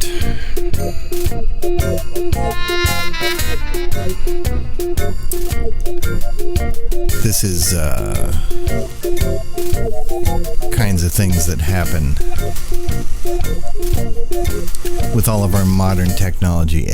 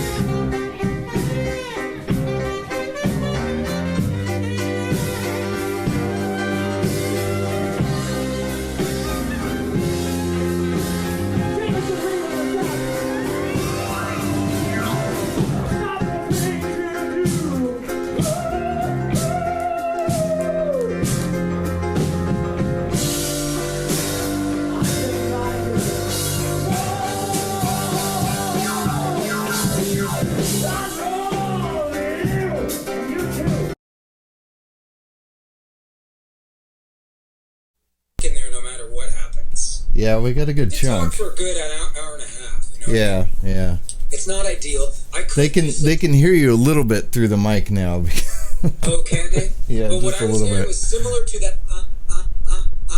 It was your voice and mine, I think, stuck like in a. That is it was bizarre. Really rhythmic. I was improvising along with it at first, and then it just wouldn't go away. Like it would Oh my not God. go away. But it, shit like this happens. pains. Like the last person who interviewed me was on Instagram. It was such a pain. Wild. Instagram Live is terrible. This is I've never had this kind of an issue go on with doing these. I mean, this is only the 4th or 5th one, but it's just been, the clunkiest part about doing this has been switching from device to device to put business up on the screen. And right now, okay, so now we should be able. Yeah, now we can put you up. There you are. There. Now you're up on the screen. I haven't seen it yet, but there's a lag still. Yeah, there is a lag. Oh, well, there we go. Man. What a bizarre occurrence. Yeah, so I'm hearing like It was relentless. It was rhythmic. It was very cool. It got a little bit old after a while. I'll give you that. Oh man! I feel like it was a little avant-garde opportunity. It could have been. Stu Spoon or whoever is still convinced I'm like on drugs all the time. Frank Zappa got accused of being on drugs all the time. By the way, he's like he tried pot a handful of times. Well, really like nicotine and coffee.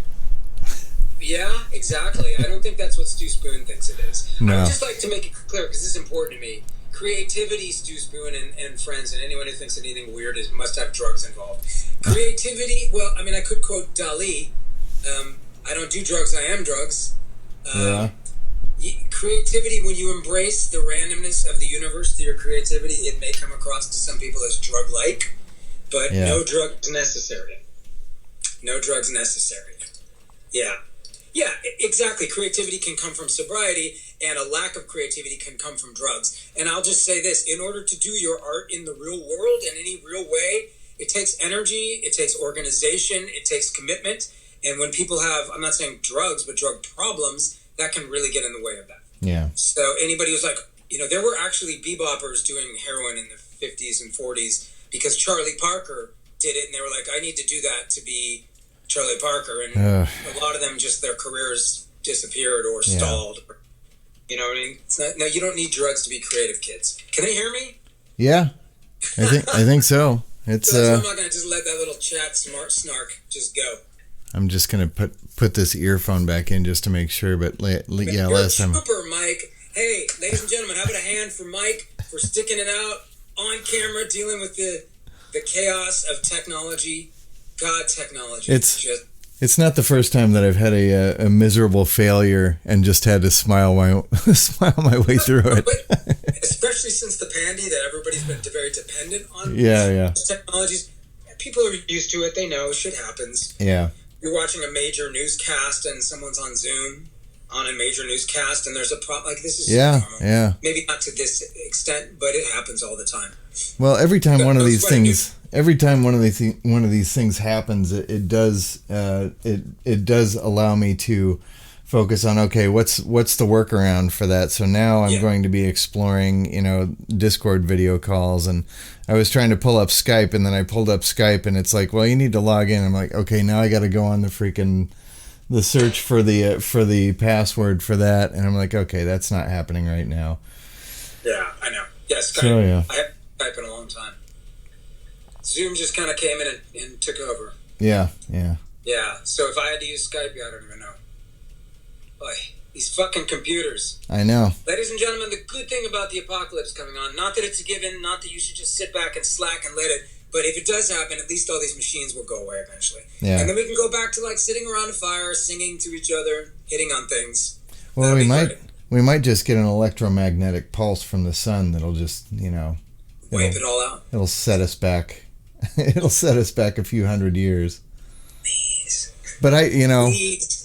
I know there's so many instances of I hate this technology, but I mean, look at me over here. I'm just like immersed in it. I love it. I love it at the same time. Yeah. Or like hate. Yeah. Kind of like Los Angeles for me. Like hate. Yeah. Look, I mean, I use technology to compose music. I use it to edit video. I use it to do so much of what I do. And if you have no chops whatsoever, you could still find other ways to do it. Like if you have no technical chops. Logical chops. But, I think with technology, I try to use it for what it's good for. Try to limit it to what it's not so good for. Yeah.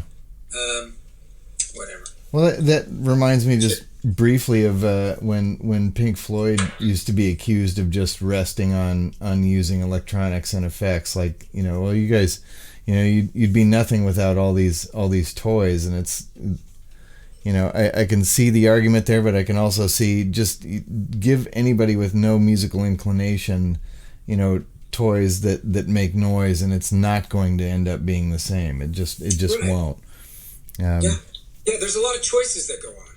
Yes. Like, that's kind of the postmodern art form, right? The ultimate, like, let's say you're using entirely found objects, found footage, found sounds, and you assemble them into new ways, hopefully ways that have never been thought of before, or at least a new spin on new ways. Like, you don't have to, like, literally the building blocks of digital culture become your instrument, become your notes, become your keyboard keys or whatever. Yeah. I mean, there's Negative Land. Do you like Negative Land at all? I'm not really. I'm familiar with the term, but I haven't really. I don't know about it. Check them out. Negative Land started in the 80s at the latest, maybe even in the late 70s, and they were a kind of a pioneering culture jamming group that used samples and used basically used elements of the pop culture or culture, whatever, to kind of subvert it and spit it back out and attack it with its own. Their classic Negative Land experience was when they did an EP called U2. Yeah. And they used Casey Kasem, outtakes of him freaking out in the studio, and they used references to the U2 song, I Still Haven't Found What I'm Looking For. Anyway, they got sued by everybody. But it's pretty awesome stuff. Oh, wow. Very, very prankster, very subversive, very trickster, and very much like, I mean, they could probably play instruments, I don't know, but that's not what the things that make up their sounds are pre-existing pop samples and cultural samples and audio. Yeah. Now that's not so cutting edge because hip-hop is based on that, for example. Yeah. But at that point, they were they and other people like them were blazing new territory. Yeah. And Negative Land. Here, let me type that in the chat. Negative Land. Yeah. Especially the U2 debacle, which is pretty classic. So, can I talk a tiny bit about Trickster, if people can hear me? Yeah, absolutely. Can everybody hear artistic activities and such? Can everybody hear Danny fine? Can you hear me okay? On my little phone? Through your phone, through my iPad, into this microphone. Okay, yeah. Gloomy. Very good. They can hear you fine. Awesome. Let's talk about Carl Jung. All right. What? So, slightly tinny. Yeah, you're on. That's Gloomy. Speaker on a cell phone, propped up on a box, a little cardboard box. Yeah. Going through some kind of, I don't know, let's appreciate the brilliance. We're going of through tech in this moment, at least, for enabling any form of conversation. Yeah, really. Carl Jung was a disciple of Freud, right? We all know who Sigmund Freud was. Carl Jung veered off in his own direction. Carl Jung theorized that we don't just have our own unconscious in our mind, our own part that's sort of like this hidden part of us that influences us, that we can't even really access, but we get little glimpses of it in dreams, right? That's our unconscious in Freudian psychoanalysis. Jung took that and ran with it and was like, well, what if there's a collective unconscious? What if there is this sort of way that all our minds are sort of connected or something? Yeah. And he theorized that there's something called archetypes that show up in the collective unconscious. They show up from culture to culture, from cultures that have nothing to do with each other in different places. Like a classic archetype would be like, okay, Star Wars, even though I've grown to hate it, but Star Wars, like Lucas was very influenced by Joseph Campbell, who was very influenced by Jung. And Lucas used a lot of these archetypes. And Yoda is like that wise old teacher archetype, okay? Earth Mother is another archetype. And so on and so forth. There are these archetypal, like classic symbolic, almost like types, personalities, characters that show up from culture to culture, okay? This is why he thought there might be a collective unconscious, all right? Okay. Now, the archetype that I came to realize I have a natural affinity for is none of these, and it's a little more complicated to express. It is The trickster. The trickster. Now, the trickster, to me, kind of represents the chaotic nature of existence, like what we just experienced, like about that much of it. Yeah. Things are unpredictable. As soon as somebody gets too confident, life comes in and goes, fuck you, you human, you and your hubris, I'm going to pull the rug out from under you. The trickster, to me, represents that, okay? The trickster shows up, sometimes the trickster, because they're always chaotic on some level. You all know what I mean by that? Mm-hmm. Like in that sort of D&D alignment that's kind of spread. Like they're not, they don't do things the right normal way, okay? Sometimes it feels like chaotic bad, Joker, right? Sometimes it feels like chaotic good. I'm going to go with Bugs Bunny, okay? All right. Sometimes it's more chaotic neutral, like, is that good? Is that bad? I don't know. Right? But the trickster shows up. I've given you a few examples of it. But the trickster stretches boundaries. The trickster takes aim at the wealthy and powerful. The trickster stretches your notion of what's possible. The trickster does and revels in the taboo. The trickster says things you're not supposed to say to the people you're not supposed to say it to. The trickster is that kid in the Emperor's New Clothes. We all know the story.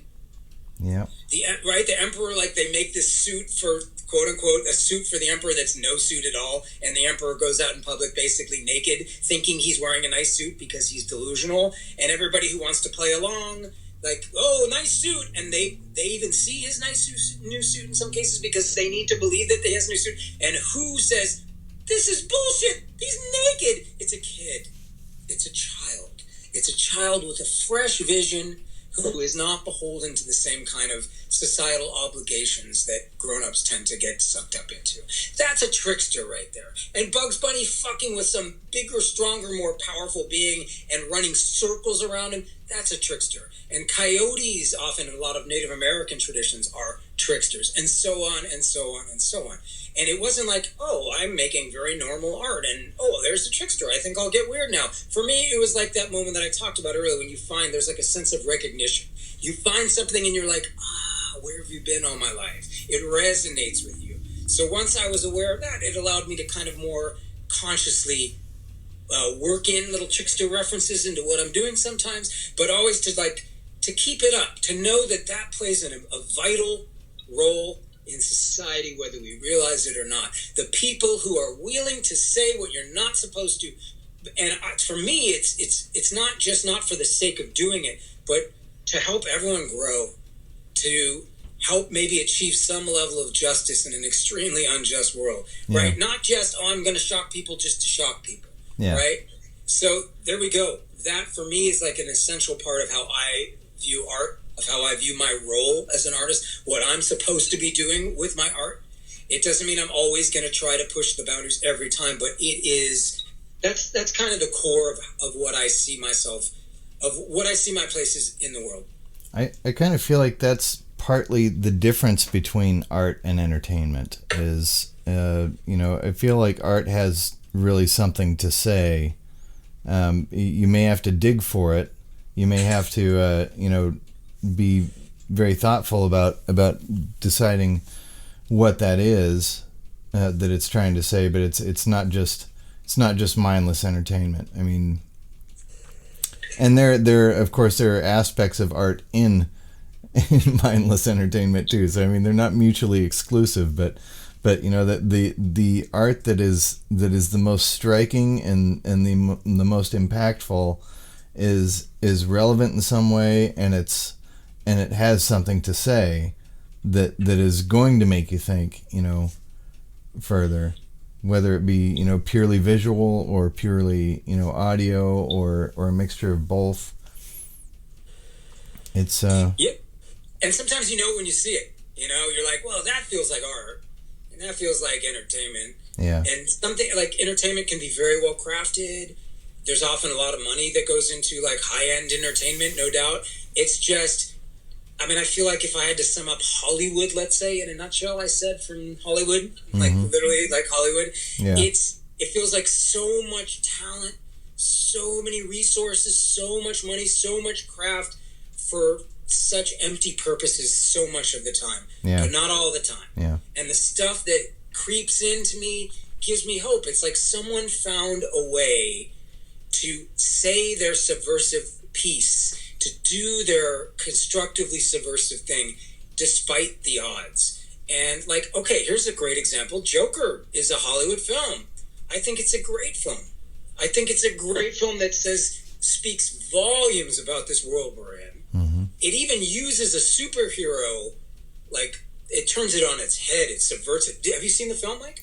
No, I rarely see movies just because I'm so I like movies. I it could be argued that I love movies, but I am so wrapped up in just daily living, and I've just, it's been a long time since I've sought out time to actually sit and watch a movie. Yeah.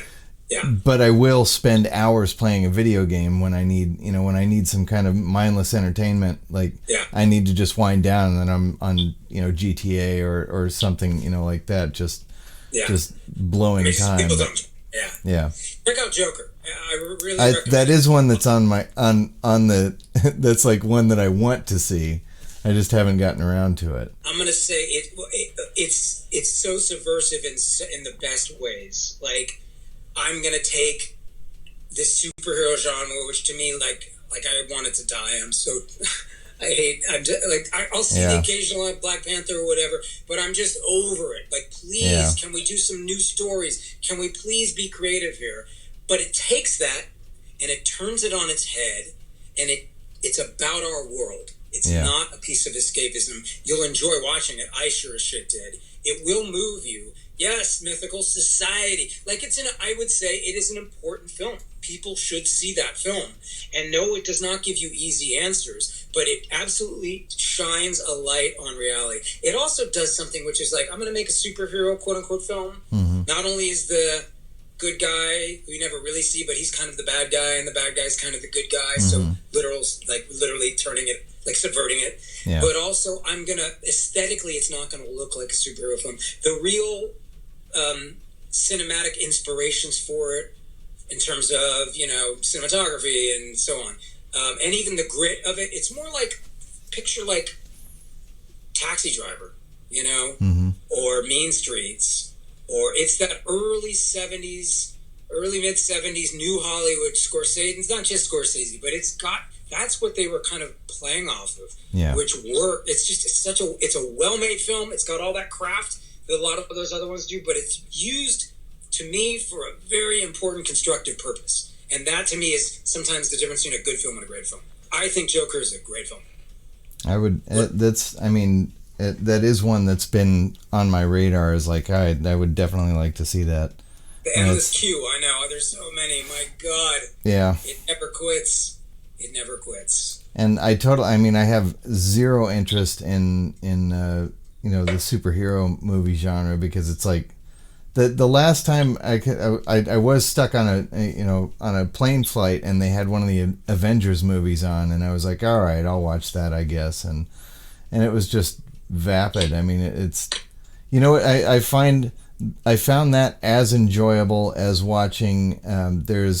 There's a series on YouTube of somebody that just kept upgrading their own animation capabilities, and they kept redoing the same Superman versus the Hulk fight scene over and over again. The same thing, but they kept upgrading their ability to animate, and I literally watched this whole series of basically the same fight scene between Superman and the Hulk, but with varying degrees of technology, and I found that to be the same level of entertainment as the multi-million-dollar Avengers movie. That sounds pretty intriguing, actually. Yeah. The piece you're talking about. Yeah. It's such a waste of resources, and I mean, so much money goes into these films. Yeah. But that's the problem. This is corporate product. This is corporate product, just like any other product, and a lot of money goes in, and they want a return on their investment, and they've learned that if they can train audiences to want the same shit over and over again, then that's what the audiences will want, or a lot of them, not all of them. And it's a more reliable return on their investment. Yeah. And that's all it is. This is corporate product, and it exists just to get money out of your pocket the way that any corporate product does. And just like any corporate product, it has a generic quality to it. You walk into one generic corporate burrito shop or whatever, burritoria. You know what I mean? You're like, oh, this feels just like that other one that I went to. It's like, it's I can't take it. A lot of people. Yeah, go ahead. I'm sorry. Well, a lot of people just really want familiarity and comfort rather than, exploring some new space. Yeah. And I think, people like you and me are maybe outliers in that. I mean, but I don't feel like we are outliers. It's just we don't see how popular our perspective is because it's not so concentrated like it is in the more corporate media kind of thing. So it's like the illusion that everybody wants the same thing, but we really don't. No, and people do get trained to want that thing. And then there's a sociological quality, like, hey, everybody else is really into this thing, and they all talk about it a lot online where I spend a lot of my time. I should probably get into that thing. I don't want to feel left out. I feel left out a lot in my life, like people do these days. Yeah. Very alienating existence a lot of us are leading, even before the pandemic. So I feel like there's a sociological component to it. Yeah. So, because they will always excuse it with, we're just giving people what they want. We're just giving people what they want. But I really see, I think I see at least, how they train people to want certain things. Yeah. And a lot of people, not everybody, is trainable like that. Yeah. Like, and to go along with that on music, I marvel sometimes, no pun intended, about music is treated as like fashion for people. Like, what's in right now in music? That's sort of like, well, are skinny jeans in right now? Or is it more like kind of baggy, 90s mom jeans? You know what I mean? Music, you really see that. It's very much like what's in right now. Yeah. And what I feel like I am committed to, because I've never bought the you know what I mean? Like, even when the trend was dominant, even when I was the target demographic, age-wise, whatever, I still wasn't really that interested in. But I feel like what I do as an artist, what I am committed to, and I know I'm not the only one, is you make your thing. I'm not saying you have to be stuck in a certain groove, but it's not about making what's fashionable right now and therefore more marketable and therefore more sellable. It's about making your fucking art. Yeah. And making it no matter what. And making it, yes, there's going to be limitations in the world. Financial. Unless you're a trust fund kid, financial is always going to rear its ugly head. Any kind of limitation. But you work with it. You work with what you got, and you try to alchemically turn it into something that sparks. You know what I mean? That sparks for you and probably for other people.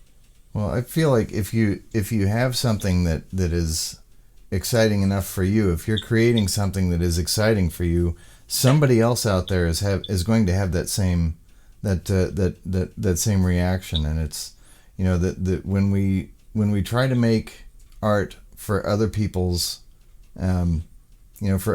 desires, we're kind of just throwing things at the wall to hope that something sticks, because I mean, you'd mentioned something about we're just making what the people want. Well, it's always a mistake. It's an intellectual mistake to ever assume that you know what somebody else wants. I mean, unless they're literally telling you this is what I want, you can't just figure that out through osmosis. Or I mean, you can look at stats and you can look at numbers and go, this is done really well historically. That still doesn't tell you what everybody wants now. Something may have sold like hotcakes before, and now it's old. It's no longer interesting, but it might be comfortable. So it might, people are still going to give it a chance and go, oh, it's another Avengers movie. All right, I guess I'll go see Scarlett Johansson in a tight bodysuit. But something to do. But you can't. It's what you're talking about. Almost is like, I'm not some expert on Taoism, but I know a little bit. And they say, so Taoism is all about the way. It's sort of this, like, like natural, mystical, philosophical way. Once you think you know what the way is, the Tao is, it's not that anymore. Yeah. So there's that sort of like, hey, this was a really individual like hit that managed to poke through because it was different and people responded and it made money for the fucking corporate suits. Now let's copy that. Yeah. That's what they do, right? And then, but at that point, it's no longer that thing anymore. No. It's people trying to reproduce a formula that maybe somebody kind of stumbled on organically. Yeah. It like people really do. I mean, as corporate as things are right now, boy, is this culture corporatized. Yeah. There's still there is a hunger for innovation. There's a hunger for inspiration. There's hunger for stuff that is genuinely like subversive and again constructively subversive. You know what I'm saying? Yeah. But I like what you said. You don't really ever ultimately know how other people are going to respond to something. So you have to be your own number one audience. Mm-hmm. Do I like that? Does that please me? Great. Let me put that out. And some people are going to go, but somebody is going to go, yeah. Yeah. And then if you can build your own like-minded fiefdom, your own little fiefdom where you are the Lord, then you know what I'm saying. Then you can build your own community of people who are your cult. Yeah, basically. Your cult, and then who cares what everyone else is doing? Exactly. You got your thing going, and there are people who like it or love it and support it and revolve around it, and away you go. Yeah. And you may never, earn a decent living from it. You may possible. have to be a millionaire insurance executive like Charles Ives. Or, oh my God. Yeah. It's speaking of Taoism, my favorite thing that I've ever from that there's only one thing. I mean, I've read through like kind of a condensed Tao Te Ching, and the thing that always stuck out for me the most was there's a parable about an old man that falls in the river and goes over the rapids and over the rocks and gets tumbled underneath, and the people on the side of the river are watching this happen in horror, thinking, oh, he's for sure done for, and he ends up just calmly walking out of the water after getting just completely rolled through the rapids and the rocks. And the people come up to him and are like, oh my God, how did you survive this? And the secret was rolling with the waves and not trying to swim against it, and just letting your body just loosely, flow through all this turbulence and chaos. And that's a lesson that really stuck with me, that I have to remind myself of a lot, and that I actually need to remind myself of that a lot more, because I do find myself getting so angry over things that I have no control over. But awareness of our flaws is the first step to conquering them. Maybe even exploiting them. Yeah. Turning them into fodder. Yeah. Like, I can't wait to see if you ever write the rock opera about the job you hate. Like, that could be amazing. It doesn't have to be a rock opera. It could be a song. It doesn't even have to be a song. Yeah. I promise you there's going to be some inspirational material in there, because you feel strongly about it. And if you feel strongly about something, that's something you can work with. You know what I mean? Yeah. Like, that's a kernel of it's got spark to it. Yeah, again, you're right. Is like, again, pretty pictures? No, spark. Yeah. Right? Spark. We need something exciting. something that can get you agitated. Something that's got some energy to it, that's got some power to it. Yeah. Yes. Am I feeling sleepy, Danny? I just saw that pop up. No, I'm all right. I'm okay. A little bit. I'll probably be having dinner in a bit. Yeah. But I'm all right. I'm enjoying this. We managed to transcend. What we did, Mike, was we rolled down that river. And it was a river of ones and zeros. I think. And then we got out and we went. Yeah. So anyway, I was saying. I think Carl bailed on it. He had enough of. He wasn't. Could anybody hear that? Not the no, nobody could hear that. Was that my own private concert? It was. So, but then after that, I put on. You put the link for that Laurie Anderson song on. So I just put it on the screen, and then he was like, "Okay, I can't take this anymore." It sounded like it. Not exactly. It wasn't the same pitch. Yeah. But it was either your voice or my voice stuck. Bizarre. It was going, and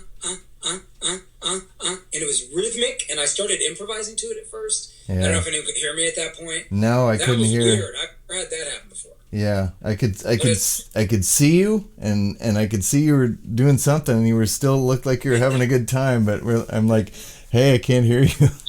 Mike, I was rolling down the river. Yeah, you were. I was like, oh, this is interesting. Yeah. This is interesting. Man. So you guys didn't like the Laurie Anderson tune? All right. Okay. Well, I liked it. I have seen that one time before. That's another artist that I do like a lot of minimalist stuff like that, and yeah, I like some of that stuff. I'm very. I know who she is, but I was only passingly familiar with anything that she had done, and that's one of the few things that I've heard before. So that's yet another artist that needs to be in the queue for me to explore deeper. She's not like a major influence or anything on me, or even an influence at all, but she certainly came to mind when I heard the Yeah. And she did make a really good. I took a good performance art class in college. UC Santa Barbara has a College of Creative Studies, which is like a little weird college within the university, and I took a performance art class there that was pretty great. And I think, if I remember correctly, we watched Home of the Brave, which is a full feature-length concert/performance that she did on film that I think got like a theatrical release in theaters. Yeah. And it's basically, she's a musician/performance artist. Yeah.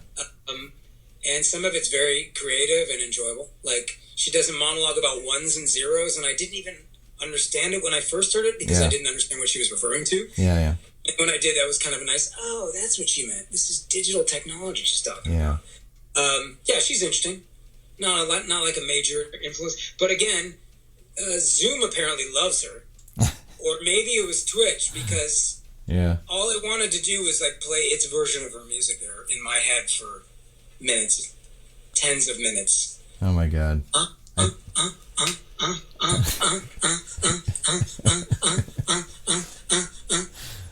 Somebody's got to. Yeah, we can loop that.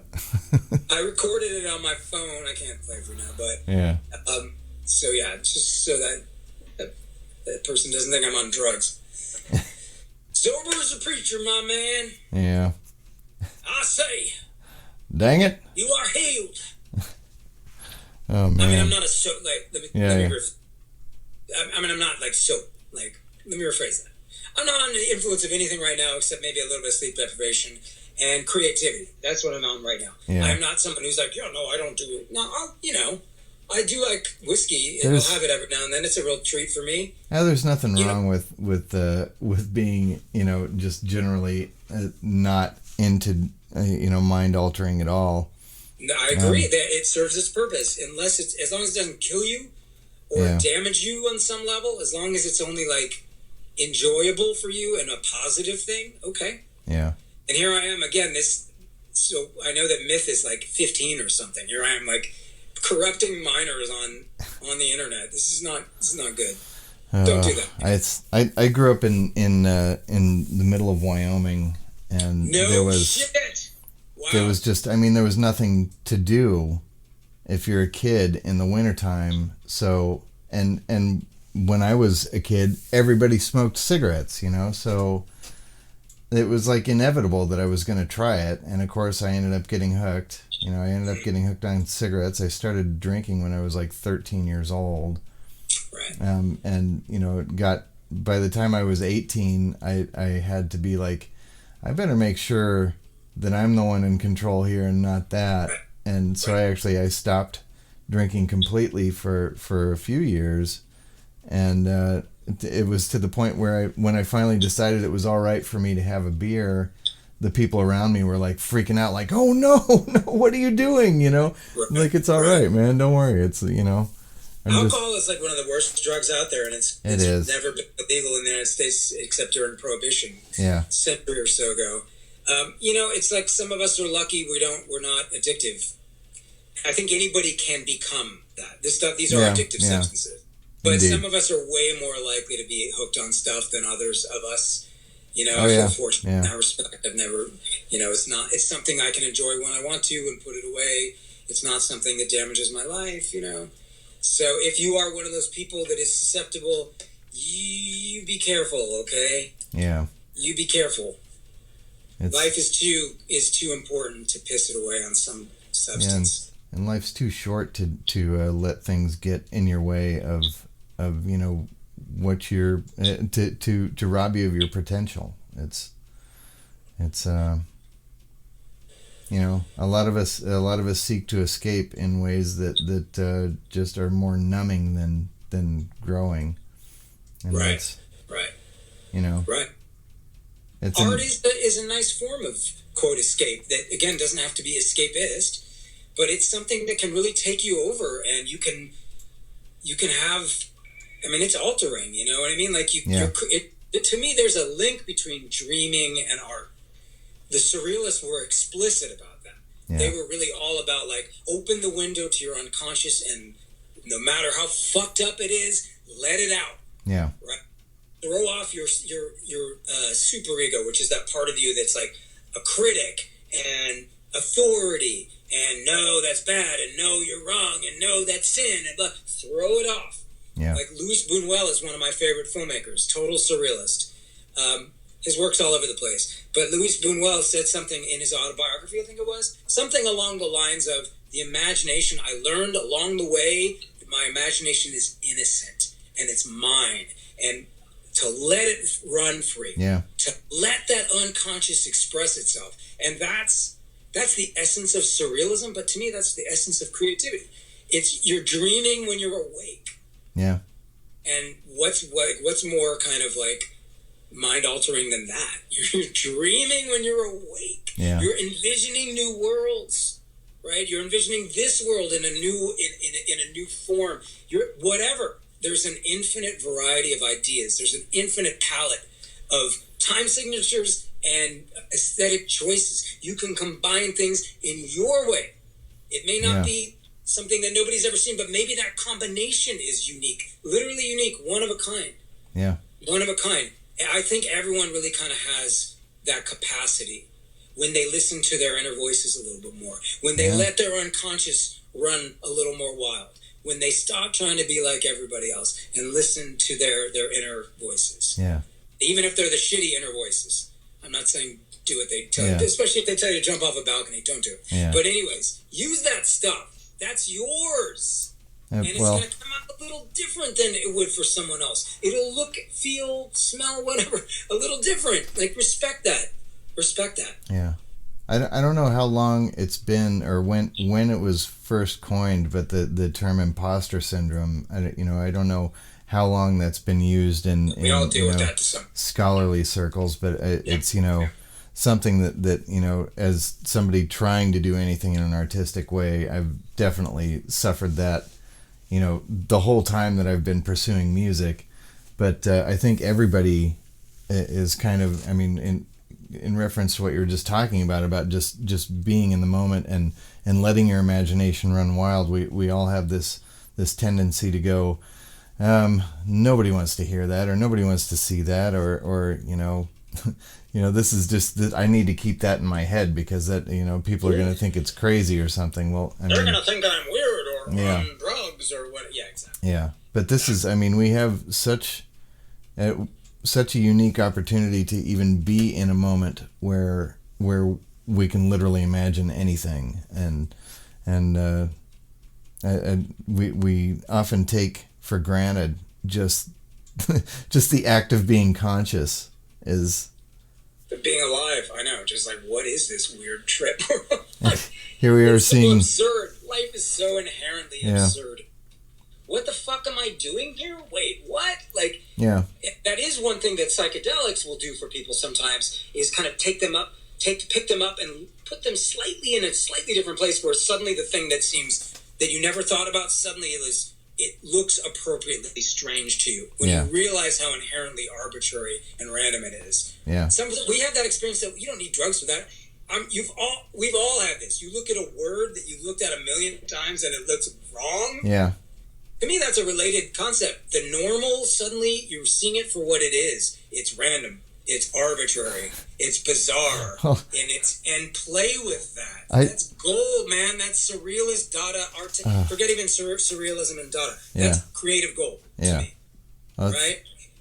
I do this all the time where I'm stuck in a habit of something, or I've it could be a specific drum part for a song, or it could be the way something's routed, or it could be how I've been looking at something business related, and then all of a sudden one day I'll just kind of wake up and go, I've been looking at this completely backwards this whole time and just fighting it instead of, and I didn't even realize until just all of a sudden one day you wake up and go, well, that was stupid. Why was I even looking at it that way? This is completely backwards and doesn't make sense now. And it's hard to break out of those grooves, though. Yeah. Like, they're kind of like mental grooves in that respect. I'm going to have to plug this thing in. Yeah. I do have a little charger. We get in these grooves where you don't think of options that are often right there. Yeah. That's another essence of creativity, is what's right in front of me. Yeah. What can I do with that? Like, how can I, and what the surrealists would do often is, they did all kinds of things. I recommend anybody studying, to some extent, surrealism and Dada, because they use techniques to try to get themselves into creative frames of mind. They would combine things that didn't seem to fit, that didn't belong together, and find new ways, new uses for them, practical or otherwise. There's things you can do to spark your own creativity. Brian Eno, very famously, later came up with this deck of cards that are designed to inspire creativity. These are all techniques that you can use to sort of break yourself out of funks to stimulate your own creativity. The bottom line to me is, everyone feels like an imposter at some point. Everyone. So that weakens the power of that kind of thing. You feel like you're the only one? No, everyone has gone through that. It's just fancy degrees and so on help reduce that. But I would guess a lot of those people feel it even more sometimes. Oh, certainly. I got a PhD from Yale and I feel like a moron, right? So we all feel dumb things like that. There is a universality to some of our human experience. Embrace what's right there. Go with it. Embrace the weird, the strange. Hell, I see it in our culture a lot more. I mean, Adult Swim didn't come from nowhere. Dadaists were doing stuff that showed up on Adult Swim 100 years before Adult Swim did it. Okay? Which to me is like, there's a tradition of this stuff. And there were people doing Dada and Surrealism before there was a Dada and Surrealism, really. Bosch, for entirely different reasons, whatever his reasons were, some of which were religious, to me made what's called Proto-Surrealism. Hieronymus Bosch does? The Garden of Earthly Desires. That shit is fucked up. And it's, 16th century, I think, was kind of his heyday. I mean, creativity is a force. It's part of why humans were able to successfully evolve the way we have because of adaptability, which is based in creativity. Let me try this. I don't know. Let me try this. Let me do that. Let me try that. And again, it's like we all have to eat. Right? So you have to find some way to balance your art with the realities, the economic realities of existence, unless you're one of those lucky trust fund kids, man. But that being said, you find your combination, you find your way to do it.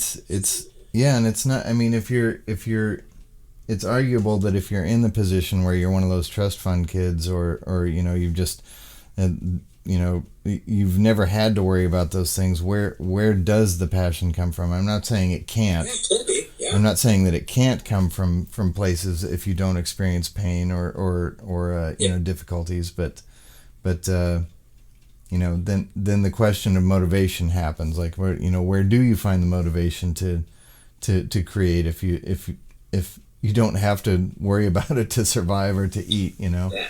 It's interesting because there's definitely the whole starving artist archetype. And I feel like when all you're worried about is eating, you're probably not going to be very creative. There's that. The hierarchy of needs, right? If you're drowning, the last thing you're thinking about is, what movie am I going to watch later on tonight? You just need oxygen, right? If you're starving, everything is about, how do I get that meal? How do I get that meal? So, people need... Like, I prefer artists not have to starve.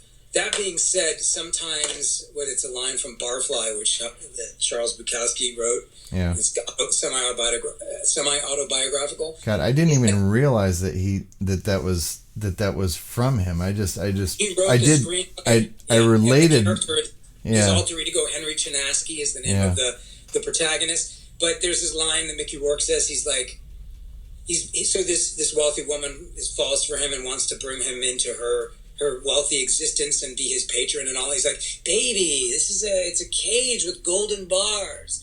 So sometimes a little too much wealth might breed a kind of complacency, and also maybe someone who's a little too comfortable doesn't really want to upset the order of comfort on a societal level. Yeah. Like, well, I don't want to overthrow the system. The system's working pretty well for me. Yeah. So that being said, I don't know. I think it's a balance. Again, if I'm just looking for my next meal, it's going to be harder for me to eat. Yeah. Harder for me to create. Yeah, yeah. But I might still be able to come up with something creative about it, but I'm still going to be hungry. Yeah. Don't starve. Be a millionaire insurance executive. Do the Charles Ives method. Uh-huh. I mean, how many people were like, Charles Ives, he made a ton of money in insurance so he could make his own music.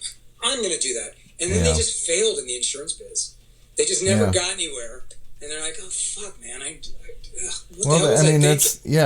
picked a business that looked like, okay, this is going to be a stable way to make a living, and it is, but it's also like, and on the bright side, I look at what I have, and I'm thinking, okay, if it wasn't for that job, would I have been able to afford, the equipment that I have that allows me to pursue the thing that I want to do?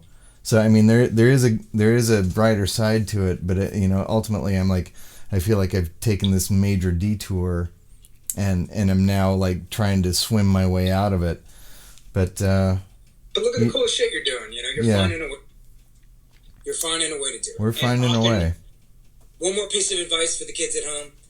We all want to compare ourselves to other artists. Yeah. Maybe the people who inspired you, your influences. Maybe just that other person who's like seems to be doing better or whatever.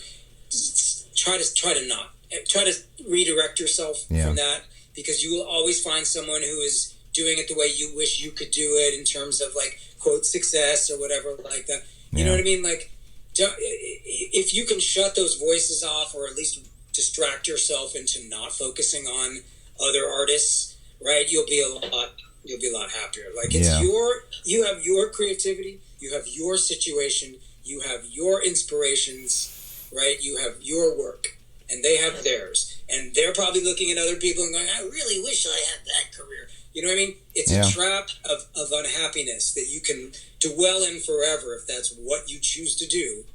But I'd recommend maybe you consider another path. Yeah. You have to revel in your own individuality and really be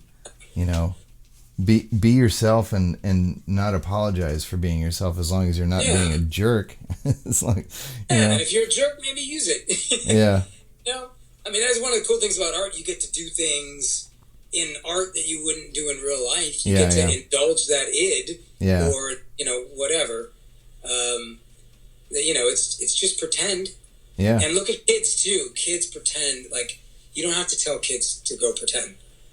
Yeah. Kids do drama games. Kids do arts of all kind, and they just naturally go there. Yeah. It's just later in life people are like, oh, I can't do that anymore. Oh, I'm no good at that. Yeah. Oh, etc. Like, look at the kids. Kids are not perfect. Don't idealize them, but at the same time, they are much more in touch with creativity than your average adult, and that's all kids. Like, all kids. All kids. It's pretending is the essence of art, really. Yeah. Let your imagination run rampant. Yeah. What do you think? Should we stop it there? I guess so. Let's see. Okay. What are we at here? We're call it a night. I mean, this has been awesome. I wish we didn't have the technical difficulty, but other than that, it's like, yeah, that just happened. So that's almost 3 hours. That's still not bad. That's I would honestly, I would love to do this again with you, and that'd be great. Sometime down the road, because I've sincerely enjoyed your perspectives on things, and thank you. and I did manage to put a bunch of Fuxedos videos while we were fighting through all those. I saw some stuff popping on there, right? Yeah. I was mostly like hearing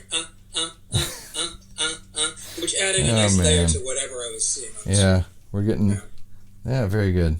This has been so much fun.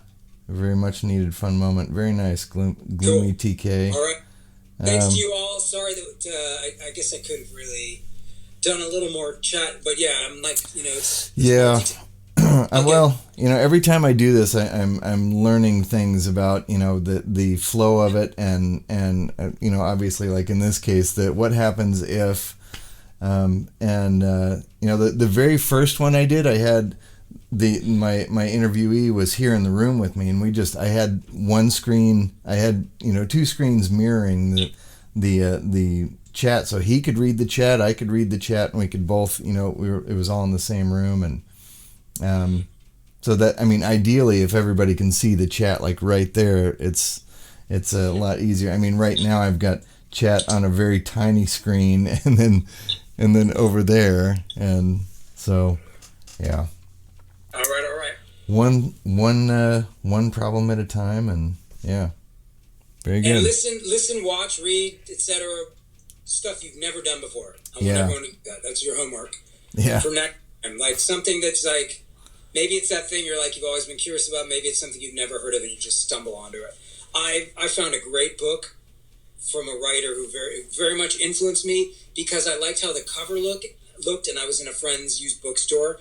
And I picked up honestly the cover. It was a fucked up little cover. It had these weird little illustrations, and I picked it up, and it turned out to be an amazingly creative book that definitely influenced my own writing. Wow. So you never know sometimes where these new pivots, new directions, new teachers are going to come from. You got to take chances.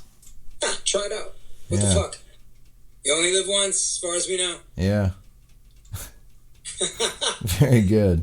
All right, fuckers. Well, this was outstanding. I'm really glad that you came to my modest little show over here. And, thanks for having me. I'm enjoying it. I'll see you in the chat for your stream as an audience member at some point. I would check out Mike if you're new to Mike's stream. Check out what he does here. As you can tell, he does a range of stuff, and he's a great musician and a good solid streamer too. Trust me on that. He handles thank you very much. This is his show, and he does it right. Awesome, man. Don't blame him for that. Blame Laurie Anderson if you want to blame anyone. Actually, that was all performance art. We did that on purpose. Yes. Yeah, we were just the audience. I don't know who the performer was. I don't know. Yeah. The universe, man. All right, Mike. Thank you. All right. Very good. Well. You too. Take care. You Bye-bye. too. All right. So. There we go. All right. There goes some more. All right, folks.